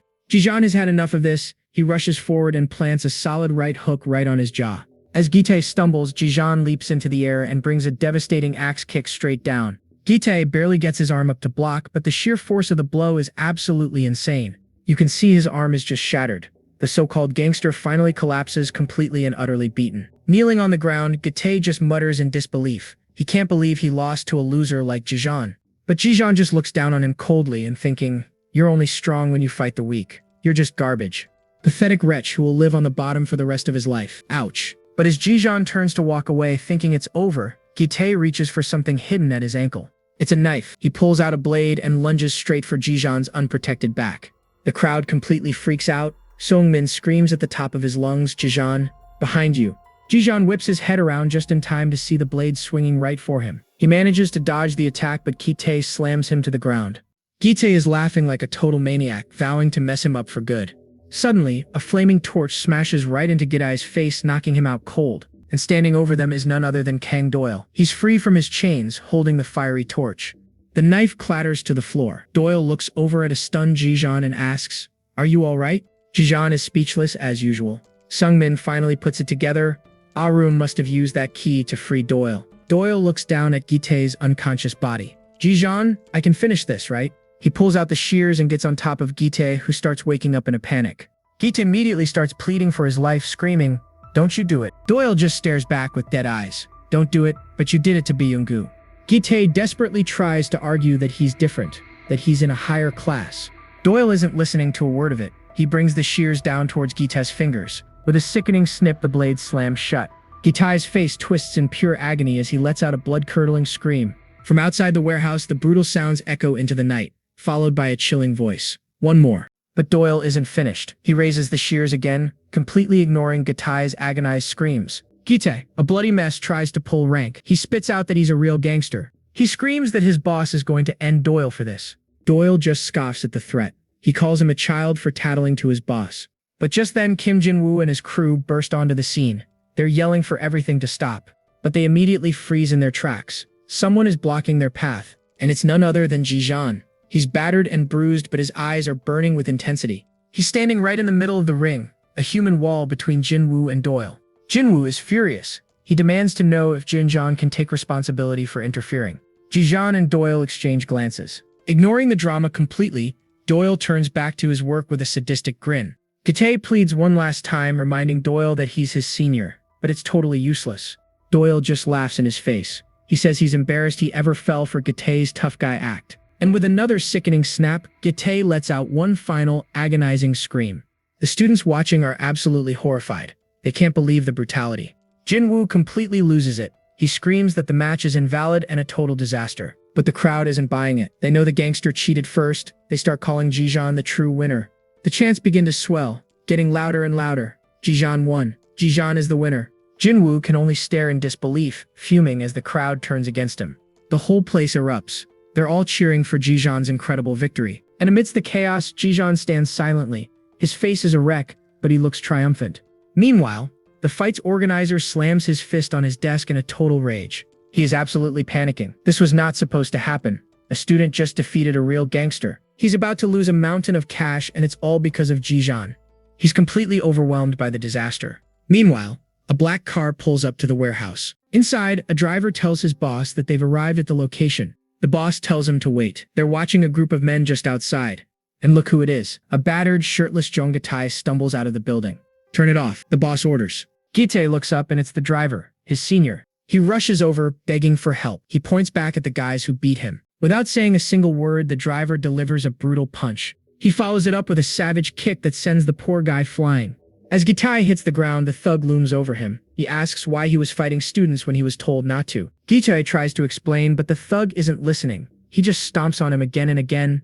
Back at the fight club, Doyle remarks that Gite was nothing but a poser. He then turns to Jijan with a small smile and thanks him. Room shouts at them. She says they both need to go to the hospital immediately, but Doyle just waves it off. He puts his arm around Jijan and the two warriors walk off together. Later that night, we find Jijan at a peaceful temple kneeling in prayer. He whispers a name, Shin Mirai, clearly lost in a painful memory. He thinks about how this person holds his heart in their hands. He wonders if he'll ever be able to forget her. The next day, it's just another boring day in school. like nothing brutal happened last night. But hold up. In a hidden corner, Yena and her friend are cornering Ah room. They heard she gave Jijan a phone. Yena gets right in her face. She demands to know if Ah room wants to date him. She yells that everyone knows she has a crush on Jijan. But Ah room answers calmly. She says it's more like talking than dating. She's curious about Jijan and wants to know everything about him. Yuri absolutely loses it. She accuses Ah room of being a sly fox, trying to steal Jijan when she knows Yena likes him. Ah room stays calm, trying to de-escalate. She repeats that they're just talking. But Yena isn't having any of it. She slaps Ah room right across the face. Furious, Yena shouts that she is not joking around. She declares that she will not give Jijan up. With that, Yena and a very nervous Yuri turn and walk away, leaving Ah room all alone. Ah room touches her stinging cheek. But wait, is that a tiny smile on her lips? Sly, she mutters. At least be a little less sorry next time you hit someone. We sense an Ah room revenge arc incoming, and we are here for it. As the school day ends, we find our boy Jijan just chilling by the lockers. Suddenly, his pocket starts buzzing, catching his attention. It's a text from Ah room. She's asking to meet up at the Manhwa cafe. Suddenly, someone comes up and snaps a picture. It's Yena. I'm making this my wallpaper, she declares. Yena immediately gets down to business, asking where he's been and what happened to his face. Spotting his phone, she goes, "So it's true you got gifted a phone." And then she asks for his number. After a moment of his signature stoic silence, Yena just takes his phone and adds her contact. Done, she says, handing it back. Yena tells him he can text her whenever he wants. Not done yet, she then asks if he's busy this weekend. Her friend blurts out, "It's Yena's birthday. You're totally inviting him, right?" Yena turns bright red but confirms it. "I hope you'll come," she says shyly. As they leave, she waves and promises to text him all the party details. Jijan just watches them go, his expression giving away absolutely nothing. Later, Jijan arrives at the Manhwa cafe to meet Ah room. But inside, he finds Doyle and Bagung. Bagungu is completely shocked to see him. Bunga tells him that Doyle filled him in on the beatdown he gave Gite. He admits he didn't believe it at first. To him, Gite was basically the Grim Reaper. With tears in his eyes, he grabs Jijan's shirt and thanks him for saving him from that monster. He pulls Jijan into a huge hug, explaining that it feels like a heavy weight has finally been lifted. He's still worried though, convinced that Gite will come back for revenge. Doyle just smirks, boasting that he could take Gite down himself now. Look how the tables have turned. Bungu then points across the room. "Go on," he teases. "Your girlfriend is waiting for you." Jijan looks over and sees Arum waving at him with a little smile. He sits with her. She asks if his wounds are okay, and he tells her they're nothing serious. She texts that everyone is curious about him, especially after his cryptic line about that someone who can make time stop for him. "Can you tell me who it is?" she asks. Jijan goes quiet, suddenly lost in a memory.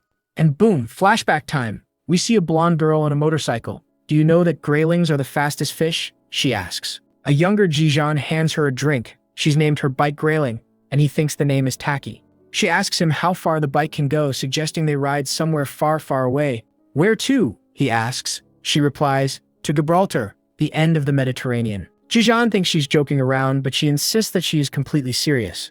"I really want to go there," she says desperately, "otherwise I'll be trapped in reality." The memory fades out, leaving Jijan looking somber in the present. And right on cue, his phone buzzes again. It's a text from Yena. She texts that it's weird messaging for the first time, then sends him the details for her birthday party. Her last message is simple and hopeful. "I hope you'll come." Arum asks who texted him. Jijan just brushes it off, telling her not to worry about it. Oof, cold. A few days later, things take a very dark turn. A drunk man is screaming outside an apartment building. Neighbors are complaining about the noise as Arum tries to get her father to calm down. "Dad, get up," she pleads, but he just curses at everyone. He violently shoves her away, smashes a bottle, and screams for her to shut up. "Are you sick of me too? Just like your mom, you spineless girl." He grabs her, but this time she finally snaps back, screaming at him to shut up.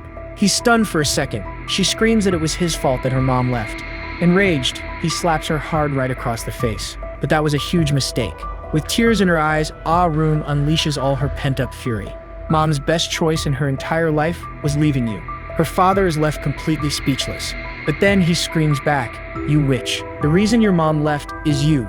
Arum's eyes widen. Her father's words hit her like a truck. He just sneers, twisting the knife. He says her mom never expected anything from a loser like him anyway. With pure venom in his eyes, he hisses that he wasted his life watching her. He leans in, his face a mask of rage. "But you..." Arum finally breaks, screaming for him to just stop. She can't take another second of his poison. She bolts, desperate to escape this monster she calls a father. But he gets the last word in, screaming after her, You are just like me. Later that night, we cut to Jijan peacefully studying at the temple. But of course, the peace is broken by his phone buzzing. It's a text from Yena. She's already at her birthday party. She asks if he's coming. Talk about putting a guy on the spot. He figures not showing up at all would be rude, so he decides to go for just a little bit. Meanwhile, Yena is sitting all alone at what might be the saddest birthday party in history. She debates telling him it's just them, but decides it might make things awkward. A private party for two. Yep, our girl is down bad. But on his way out, Jijan finds an unexpected visitor on the temple steps. It's Arum, huddled by herself in the dark. He gets closer, and when she looks up, he sees her face is stained with tears. Jijan is stunned, and then Arum starts to talk. She confesses that the person she loved most, her mom, was also the one she hurt the most. Jijan gently puts a hand on her shoulder to comfort her, and she just collapses into his arms. He freezes, totally surprised, but he lets her cry it out. He tells him how her dad always hit her mom and how she failed to protect her. Back at the party, the clock is ticking. Yena is still waiting, all alone. An employee finally tells her they are closing. The humiliation is just crushing. Furious and heartbroken, she grabs her own birthday cake and slams it into the trash. She can't stop the tears of pure frustration and sadness. Meanwhile, Jijan and Arum are walking by the water as she opens up about her past. She remembers one awful day when she just hid in her room, covering her ears to the sounds of violence. Her mother, bruised but trying to smile, just told her to go back to her homework. Seeing her mom pretend everything was okay filled young Arum with a terrible resentment. She snapped, cruelly blaming her mother for being weak and letting it happen. Her last words to her were horrible. You're the worst. I am so sick of this family. A few days later, her mom was gone, leaving only a letter saying sorry. That's when she realized her own words made her just as cruel as her father. And at that exact moment, Yena is watching them from a balcony, her face a mask of fury. Oh yeah, she sees everything. And she has the complete wrong idea. Arum explains that from that day on, the guilt made her stop talking completely. Blinded by jealousy, Yena clenches her fist and storms off. She can't believe it. He ditched her birthday for a date with that girl. Suddenly, a voice cuts through the darkness. Happy birthday. She turns around and sees someone holding a bouquet of roses. It's Taksu. He holds out the flowers and wishes her a happy birthday. He plays it cool, saying it's just a friendly gift. Yena's not buying it, but she takes them anyway. Taksu points out she doesn't look too happy for someone coming from a party, and just like that, her face darkens. She spits out that there was no party. Now Taksu's confused. What does she mean? It takes him about 0.5 seconds to blame Jijan. He slams his fist into the wall, screaming, "That bastard!" He goes on a full-blown rant about how Jijan ditched her for another girl. Yena weakly tells him to stop, but Taksu is just getting started. He yells that even he would not stoop that low on her birthday. He reminds her that Jijan is not some saint. Remember how he beat the stuffing out of him and his crew? And then he drops a bombshell. He got curious and had some guys do a little background check on Jijan. Turns out, Jijan transferred from a fancy school in the rich part of town, Shijanjigo. Yena is totally shocked. Why would a rich kid from Gangnam move to their neighborhood? Exactly. Taksu agrees. The whole thing is super sketchy. He thinks Jijan is hiding something big. He even offers to teach Jijan lessons for her. But Yena completely panics. "No!" she screams. "Do not you dare get involved with him." Instead, she blames everything on Arum, the fox-looking girl. She asks Taksu to keep her away from Jijan. Taksu agrees, calling it a final gift for his ex. Wait, what? Yena is stunned. The last? He is dropping out, saying school is embarrassing now. He is on a different path. He is getting into businesses with some guys he met. Yeah, he is part of their crew now.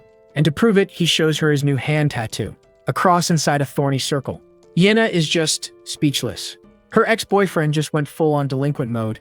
Meanwhile, Jijan and Arum are having a quiet moment by the water. She opens up, admitting that while everyone thinks she is shy, she's actually full of hurtful words. Then she asks him, "Are you like that too?" Jijan, ever the conversationalist, just types on his phone, "I am the same." He adds, "I just hide my thorns a little. I also hurt someone deeply. A wound that will never disappear." Arum is floored. As Jijan stares into the darkness, Arum says they have something in common. Now she is curious to hear his story. Feeling better, Arum says she can go home now. She admits she was planning to crash at an internet cafe. She asks about his plans. He just types, "Let's go together." And just like that, Arum is blushing, whispering his name. Then, a thought crosses her mind. Jijan's just wondering why the sudden pause. Suddenly, she leans in for a kiss. Jijan's eyes go wide with panic. Their lips are just centimeters apart, and he shoves her away and gets up.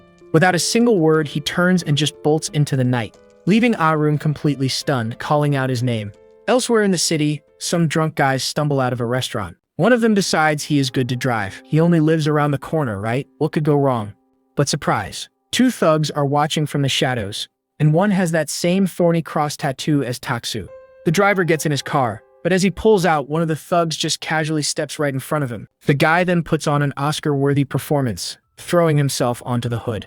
The driver is not impressed. He yells that the acting is terrible and his dashcam caught everything. Then the other thug walks up.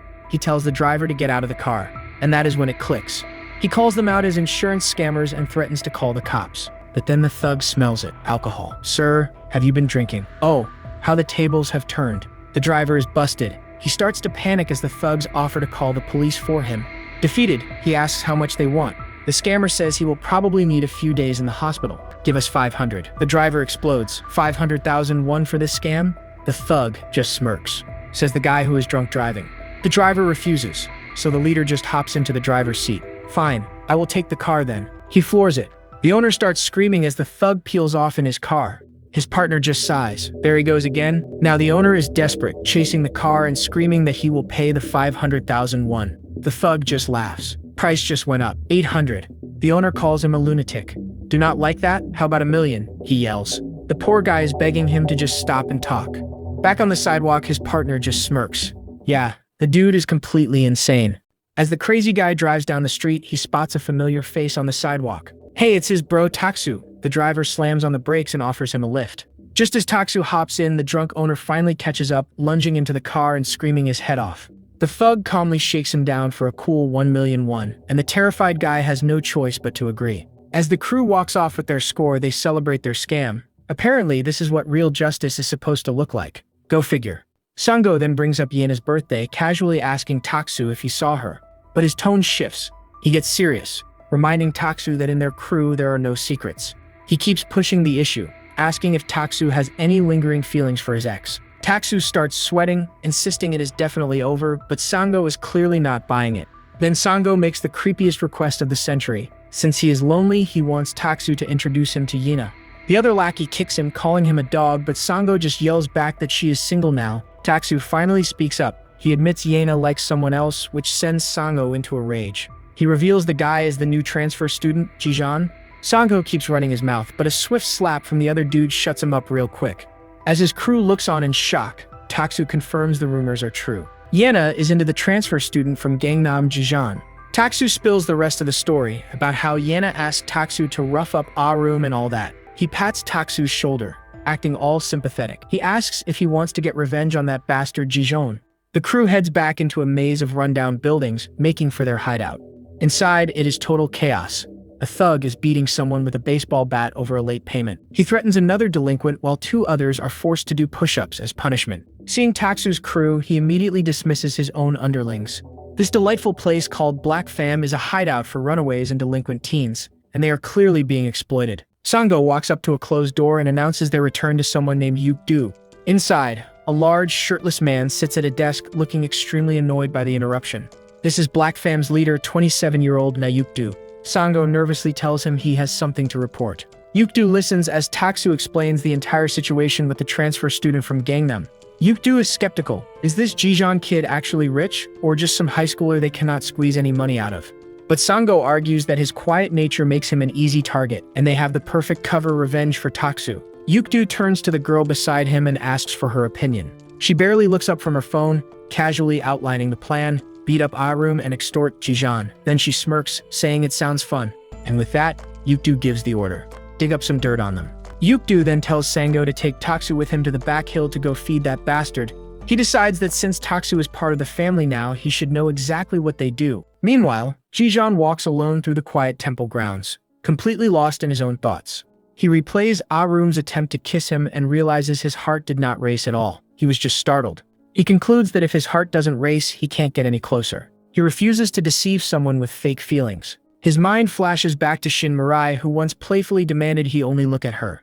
Back in the present, he admits to himself that even now he is still only looking at her. Our boy is having an emo moment. He collapses to his knees, clutching his chest. Even now, she is the only one who makes his heart beat.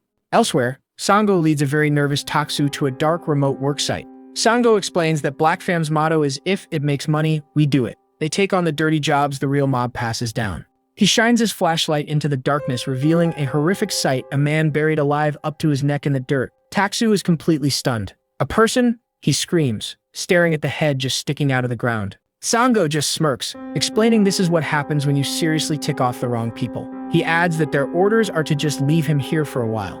The buried man can barely speak, his voice cracking as he begs them for water. It's Jongdatai. Gasping for air, the buried man begs them for a single drop of water. But Sango just smirks, telling a terrified Taksu to grab him a cola instead. Taksu shakily obeys, pouring the sugary drink into the desperate man's mouth. Sango mocks him, asking if he's thirsty, while Taksu just tells the guy to drink slowly. Taksu asks who this dude is. Apparently, he's from the Jukdo Association and must have seriously messed up. Sango explains this is their business model. Their gang takes on the dirty side quests the main mob wants to avoid. They're about to leave, but the guy begs for more, cola dripping down his chin. With a wicked grin, Sango places the full bottle just out of reach. Pure evil, my friend. The man vows revenge, but Sango just laughs, saying he should be grateful for the drink. He spins around and delivers a brutal kick straight to his face. He then grabs a frozen Taksu, ordering him to join in. He tells him to picture Jijan's face. Taksu stares at the bloodied man, but all he can see is Jijan's face staring back. And he just snaps. Taksu unleashes a furious kick, screaming out all his pent-up rage. The next day, it's back to the daily grind at school, with the teacher droning on. Jijan glances at Yena. He decides he has to stay away to keep her out of trouble. After school, Sango's crew is lying in wait. A masked Taksu spots their target. Just then, Gumin and Sungmin catch up, planning to hang out and invite Arun. Sungmin spots Arun leaving and excitedly calls her over. Perfect timing, right? But seeing Jijan's distant look, Arun realizes she misread everything. The classic friend zone wall. Without a word, she just runs off. Sungmin is left totally confused, asking if they fought. Watching from afar, Sango scoffs that Jijan looks like a total nerd. Taksu warns him not to underestimate his stats. Sango grins. He decides it's time to run a little test, and his crew starts following them. He grabs Jijan's shoulder, accusing him of shoplifting from a store a few days ago. His friends immediately jump to his defense. Sungmin demands to see the security footage as proof. Annoyed, Sango just snaps and decks Sungmin right in the face. Gumin yells in protest, and the other goon punches him too, sneering about justice. With his friends on the ground, Sango orders Jijan to take responsibility and get on his knees. And without hesitation, Jijan drops to his knees. He's taking the fall to protect his friends, shocking everyone. But Sango isn't satisfied, screaming that just kneeling isn't enough. Gumen weakly reminds him he promised to stop. But it is the look in Jijan's eyes that really sets him off. He's not scared, he is looking down on them. And that is the final straw. Sango screams and throws a wild kick straight at Jijan's head. But as the kick flies, Jijan's hand slowly clenches into a fist. The real fight is about to start. Jijan's fist collides with Sango's leg. Completely enraged, Sango screams, "You little punk," and throws a wild haymaker. But Jijan is way faster. He counters with a brutal right hook that lands square on Sango's jaw. The impact is massive. Spit flies as Sango staggers backward, completely stunned. Jijan gives him zero time to recover, hammering him with a rapid-fire combo. Seeing an opening, the other goon decides to jump in from behind. Sungmin screams out a warning, "Jijan, behind you." The thug sneers, "You arrogant brat," as he swings for Jijan's head. Without even looking back, Jijan whips around and smashes a vicious elbow right into the guy's face. The dude reels back, his nose shattered and bloody, crying out in pure agony. Sango, having recovered, yells, "Let's see who wins this," and charges in again. Jijan just pivots and delivers a devastating kick to his chin, knocking both thugs to the ground. Stunned and bleeding, the thugs can only stare. Jijan just watches them, his expression completely unreadable and ice cold. Meanwhile, the guy who started all this is sweating bullets in a corner. "Solid backup, my dude." The thugs get back to their feet, absolutely furious. A student, acting like a pro fighter. This is insane. They scream, "You're gonna ruin your life, you punk," and charge at him together. Okay, this is some straight-up action movie stuff. Jijan leaps and launches himself into the air, delivering a brutal double kick to both of their heads. Guman and Sungmin are going wild. What a crazy move. The thugs are completely wrecked, just groaning on the ground in pain. Sango glares back, still trying to play the victim. He's a thief, and now he's violent too? Guman is having none of it. A thief? You were the ones who attacked first. Sango just roars, "All right then, let's finish this. Come at me, you bastard. I won't stop until justice prevails," he screams, like he's the one who didn't start this in the first place. Ah, the classic sore loser move. When you're losing a fistfight, you pull out a weapon. His hand is now holding the knife. The real fight starts now. Sango laughs like a maniac, brandishing the weapon at a stunned Jijan. His friends are panicking. A knife! He's got a knife! Are you insane? Sango grins, blood dripping from his mouth. Do you finally get it? You messed with the wrong person. Jijan is silent, his expression hardening as he sizes up the new threat. Sango lunges, slashing wildly. Where should I start cutting you? Huh? Tell me. Jijan easily dodges the clumsy attack. He spots a piece of scrap wood lying on the ground. The other goon tries to intervene, telling Sango to stop, but Sango shoves him off. What are you talking about? We have the upper hand now. His friend pleads, if you stab someone, it'll be a mess. The boss won't let it slide. But does Sango even listen? Take a wild guess. But suddenly Jijan's leaping through the air, wielding the piece of wood like a club. Jijan's eyes burn with intensity. The moment you pulled that knife, you invited your opponent to use weapons too. He brings the plank down with crushing force, and you'll pay for it yourself. Sango crumples to the ground, wooden splinters digging into his back. He coughs up blood, just shaking from the sheer impact of the blow. In total disbelief, he thinks, how could I lose to a punk like you? With a final desperate roar, he lunges forward, knife first, just die already. Jijan sidesteps and delivers a precise chop to Sango's wrist. The knife goes clattering to the ground. Sango lies defeated on the pavement, completely and utterly broken. What a joke, he whispers, his eyes rolling back into his head. But Jijan isn't finished. He picks up the wooden plank again, his expression grim. He shoves the end of the plank right into Sango's mouth. Soon, you'll understand what a grave mistake you've made. Jijan raises the plank for a final brutal blow. Sango can only cower, shielding his head in absolute terror. The other thug frantically tries to de-escalate. Hold on. Misunderstanding, you're not a thief. We take it all back. Goon is livid? You're saying that now? This was nonsense from the start. The goon helps Sango up. Let's just back off for today, Sango. Sango glares back, snarling, you just wait, I'll bury you in the ground. As the thugs retreat, Sungmin asks, bury you? Who are those guys? Guman agrees. It felt like they were targeting us on purpose from the very start. They remember the thug's words. Yukdu Hyung, is he their leader? Sungmin warns him, those guys look dangerous. This isn't over. Guman adds, you should be careful too. But Jijan just stares ahead. Speaking of Yukdu, back at the Black Fam hideout, Sango gets a brutal welcome home from the big boss himself. Yukdu is absolutely livid, smacking his goons around for getting wrecked so badly. He screams at them, you two come crawling back looking like this? I fed you worthless brats, and this is all you can do. Sango tries to explain that Jijan's stats were just too high, but Yukdu calls it a pathetic excuse. He lectures them that only noobs fight head-on. The Black Fam way is to find their weak points and exploit them. He gives Sango another kick for good measure, then literally uses his other lackey as a doormat. Desperate, Sango begs for one more chance, promising to make things right. Yukdu finally agrees and gives them a new mission. Find out everything they can about Jijan, his main target, the girl everyone thinks is Jijan's girlfriend. He wants to know how close they really are. Because if she is, she could be Jijan's greatest weakness. A classic villain strat, my friends. Meanwhile, we cut to a comic book cafe, where Arum is just trying to find a good read. Suddenly, Doyle pops up behind her, asking if she needs a recommendation. She turns him down and the conversation quickly shifts to Jijan. Arum sadly admits he has not contacted her at all. Doyle is completely floored by this. What? Did you two fight?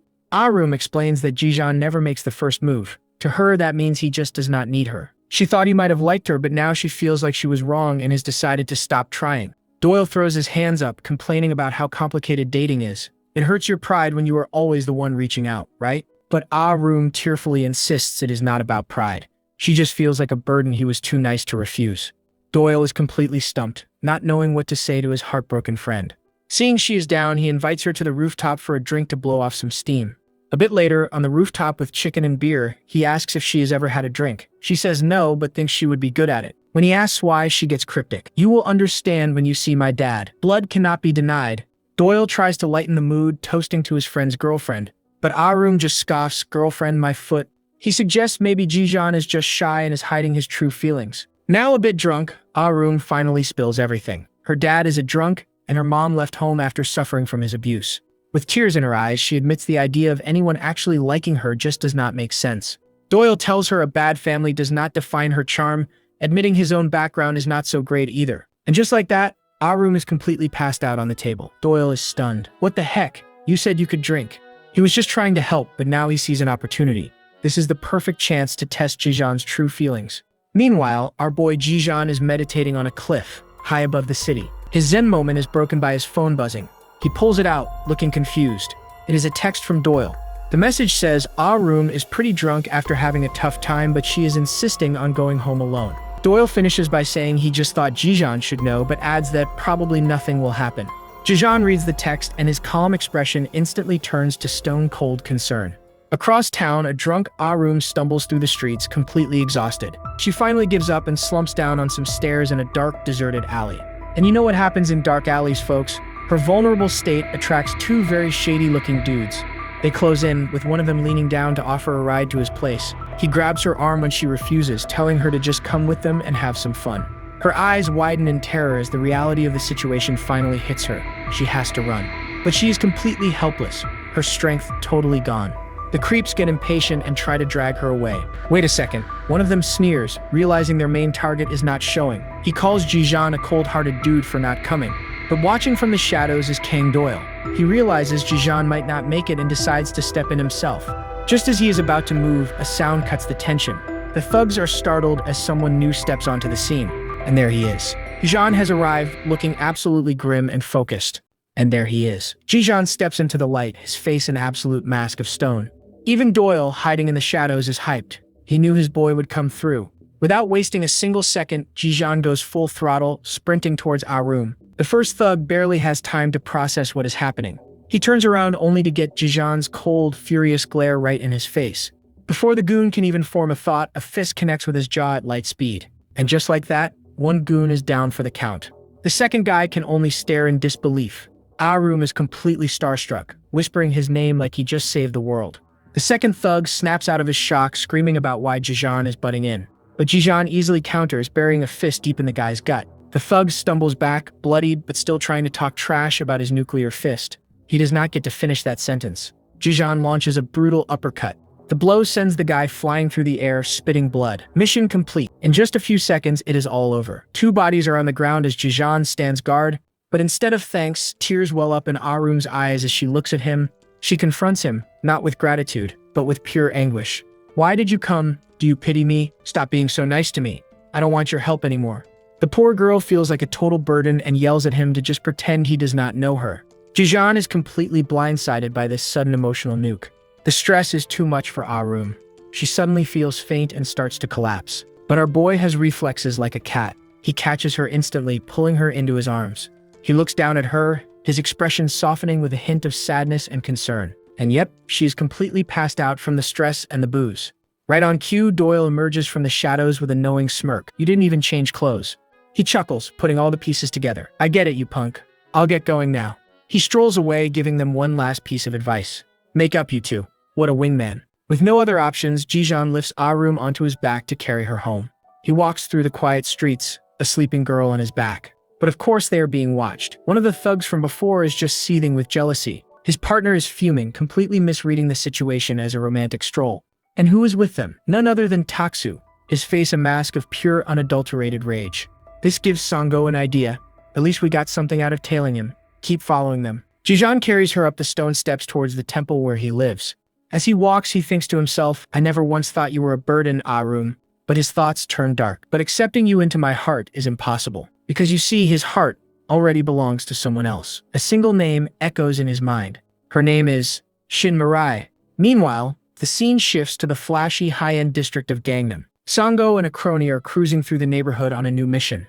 With a sinister smile, Sango tells his partner to thank Jijan for this little field trip. They have arrived at their destination, Chianji High School, Jianjan's old stomping grounds. And you can tell this place is different. The students here walk around with an aura of old money. Sango watches them, noting that the kids here are just built different. It is time to dig up some dirt. Sango's master plan? Ask around and find out why Jijan transferred. He tries his luck with two girls, laying on the charm like a pro. Whoa, you look like models. They are not impressed. One of them just bluntly asks what he wants. The second he mentions Jijan's name, their expressions change completely. And without another word, they just walk away, leaving him yelling after them. Sango grumbles to himself about how prickly rich kids are these days. He spots another pair of girls at a cafe and tries again, this time buying them drinks. But his creepy approach is a total failure. What a creep. Let's go. He gets desperate, yelling that he is not a weirdo, but they just give him a blank stare. Nearby, two male students are making weekend plans to take a motorcycle for a ride. As they approach a slick sports bike, one of them notices Sango's train wreck of a conversation. His friend with the glasses overhears the name. Jijan? The guy who transferred? The girl Sango is harassing gets suspicious and asks if he is a reporter. Her friend shushes her, saying the story of Jijan Sunbae and Shin Mirai is ancient history. Sango is confused. Jijan and Shin Mirai? Who in the world is Shin Mirai? Suddenly, a fist slams down on the table, startling everyone. It is the student with the glasses, and the girls recognize him instantly. Hangyul Sunbae. Hangyul leans in, a menacing smile on his face. You want to know about Jijan? His eyes narrow with an absolutely chilling hatred. I know all about that rotten bastard. He makes Sango an offer he cannot possibly refuse. Want to have a little chat? Hangyul eyes Sango, immediately smelling a rat. You don't look like a reporter. Who are you really? Sango presses for info on Jijan, but this just flips Hangyul's rage switch. That rotten bastard, he stabbed me in the back. He spits, vowing that Jijan has a debt to pay. He tells a very serious Sango to follow him for the full story, to a nice secluded location. Nothing shady about that at all. He leads him to a desolate underpass, and Sango's internal alarms start blaring. Sango asks if he was sent by Shin Mirai's agency, but Hangyul has absolutely no clue who that is.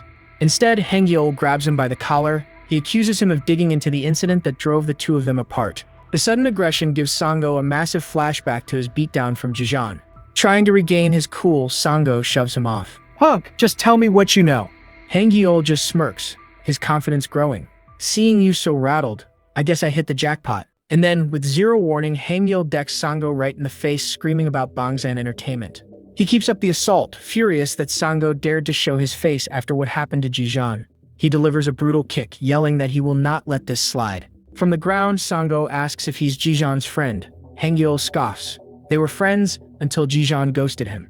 Sango asks if Jijan is rich, but before he can get an answer, Sango snaps and throws a handful of sand on the kid's face. Then, he stabs him on the leg. Hangyul falls to the ground. That's for running your mouth at your elder, you little punk. Sango screams while running away. Hangyul yells after him, asking about Jijan's location, but Sango is out of there. He runs toward his friend, screaming that they needed to leave. They peel out immediately. Hangyul chases them on foot until he finally collapses, clutching a bleeding stab wound in his side. Good thing his motorcycle is nearby, though. Later, driving over a bridge, Sango tells his buddy what he learned. They say Jijan used to date Shin Mirai. Sango has no idea who that is, so his buddy clarifies she's the leader of the super popular idol group, Alicon. He turns on the radio to their hit song, and Sango instantly recognizes the tune, and it all clicks into place. The company Hangyul was screaming about, Bangsan Entertainment, is Ailicon's agency. Sango processes this new info, realizing Jijan's past is way more complicated than he ever imagined. Meanwhile, Hangyul is now speeding furiously through traffic. The scene shifts to the temple, where Arum is just waking up inside one of the rooms. She wakes with a start, totally disoriented and wondering where on earth she is. Then she remembers getting wasted the night before, and the cringe is immediate and powerful. Outside, Jijan is sitting peacefully on a large rock, deep in meditation. Arum finds him and quietly asks if he managed to get any sleep. She stammers out a sincere apology for her drunken behavior and for making him carry her all the way there. Overwhelmed with guilt, she covers her face and starts to cry, feeling like she's nothing but a burden. She calls herself the worst and says it would probably be better for him if she just disappeared. Arum then brings up the phone she gave him. Will you give it back now? She explains that since the phone started everything, maybe they can go back to how things were if he returns it. She offers this as a way to undo it all, to stop being a problem for him. But Jijan just looks away, silent. That's a wrap on this recap. Hit that subscribe button to help us keep pumping out awesome content. Catch you in the next one.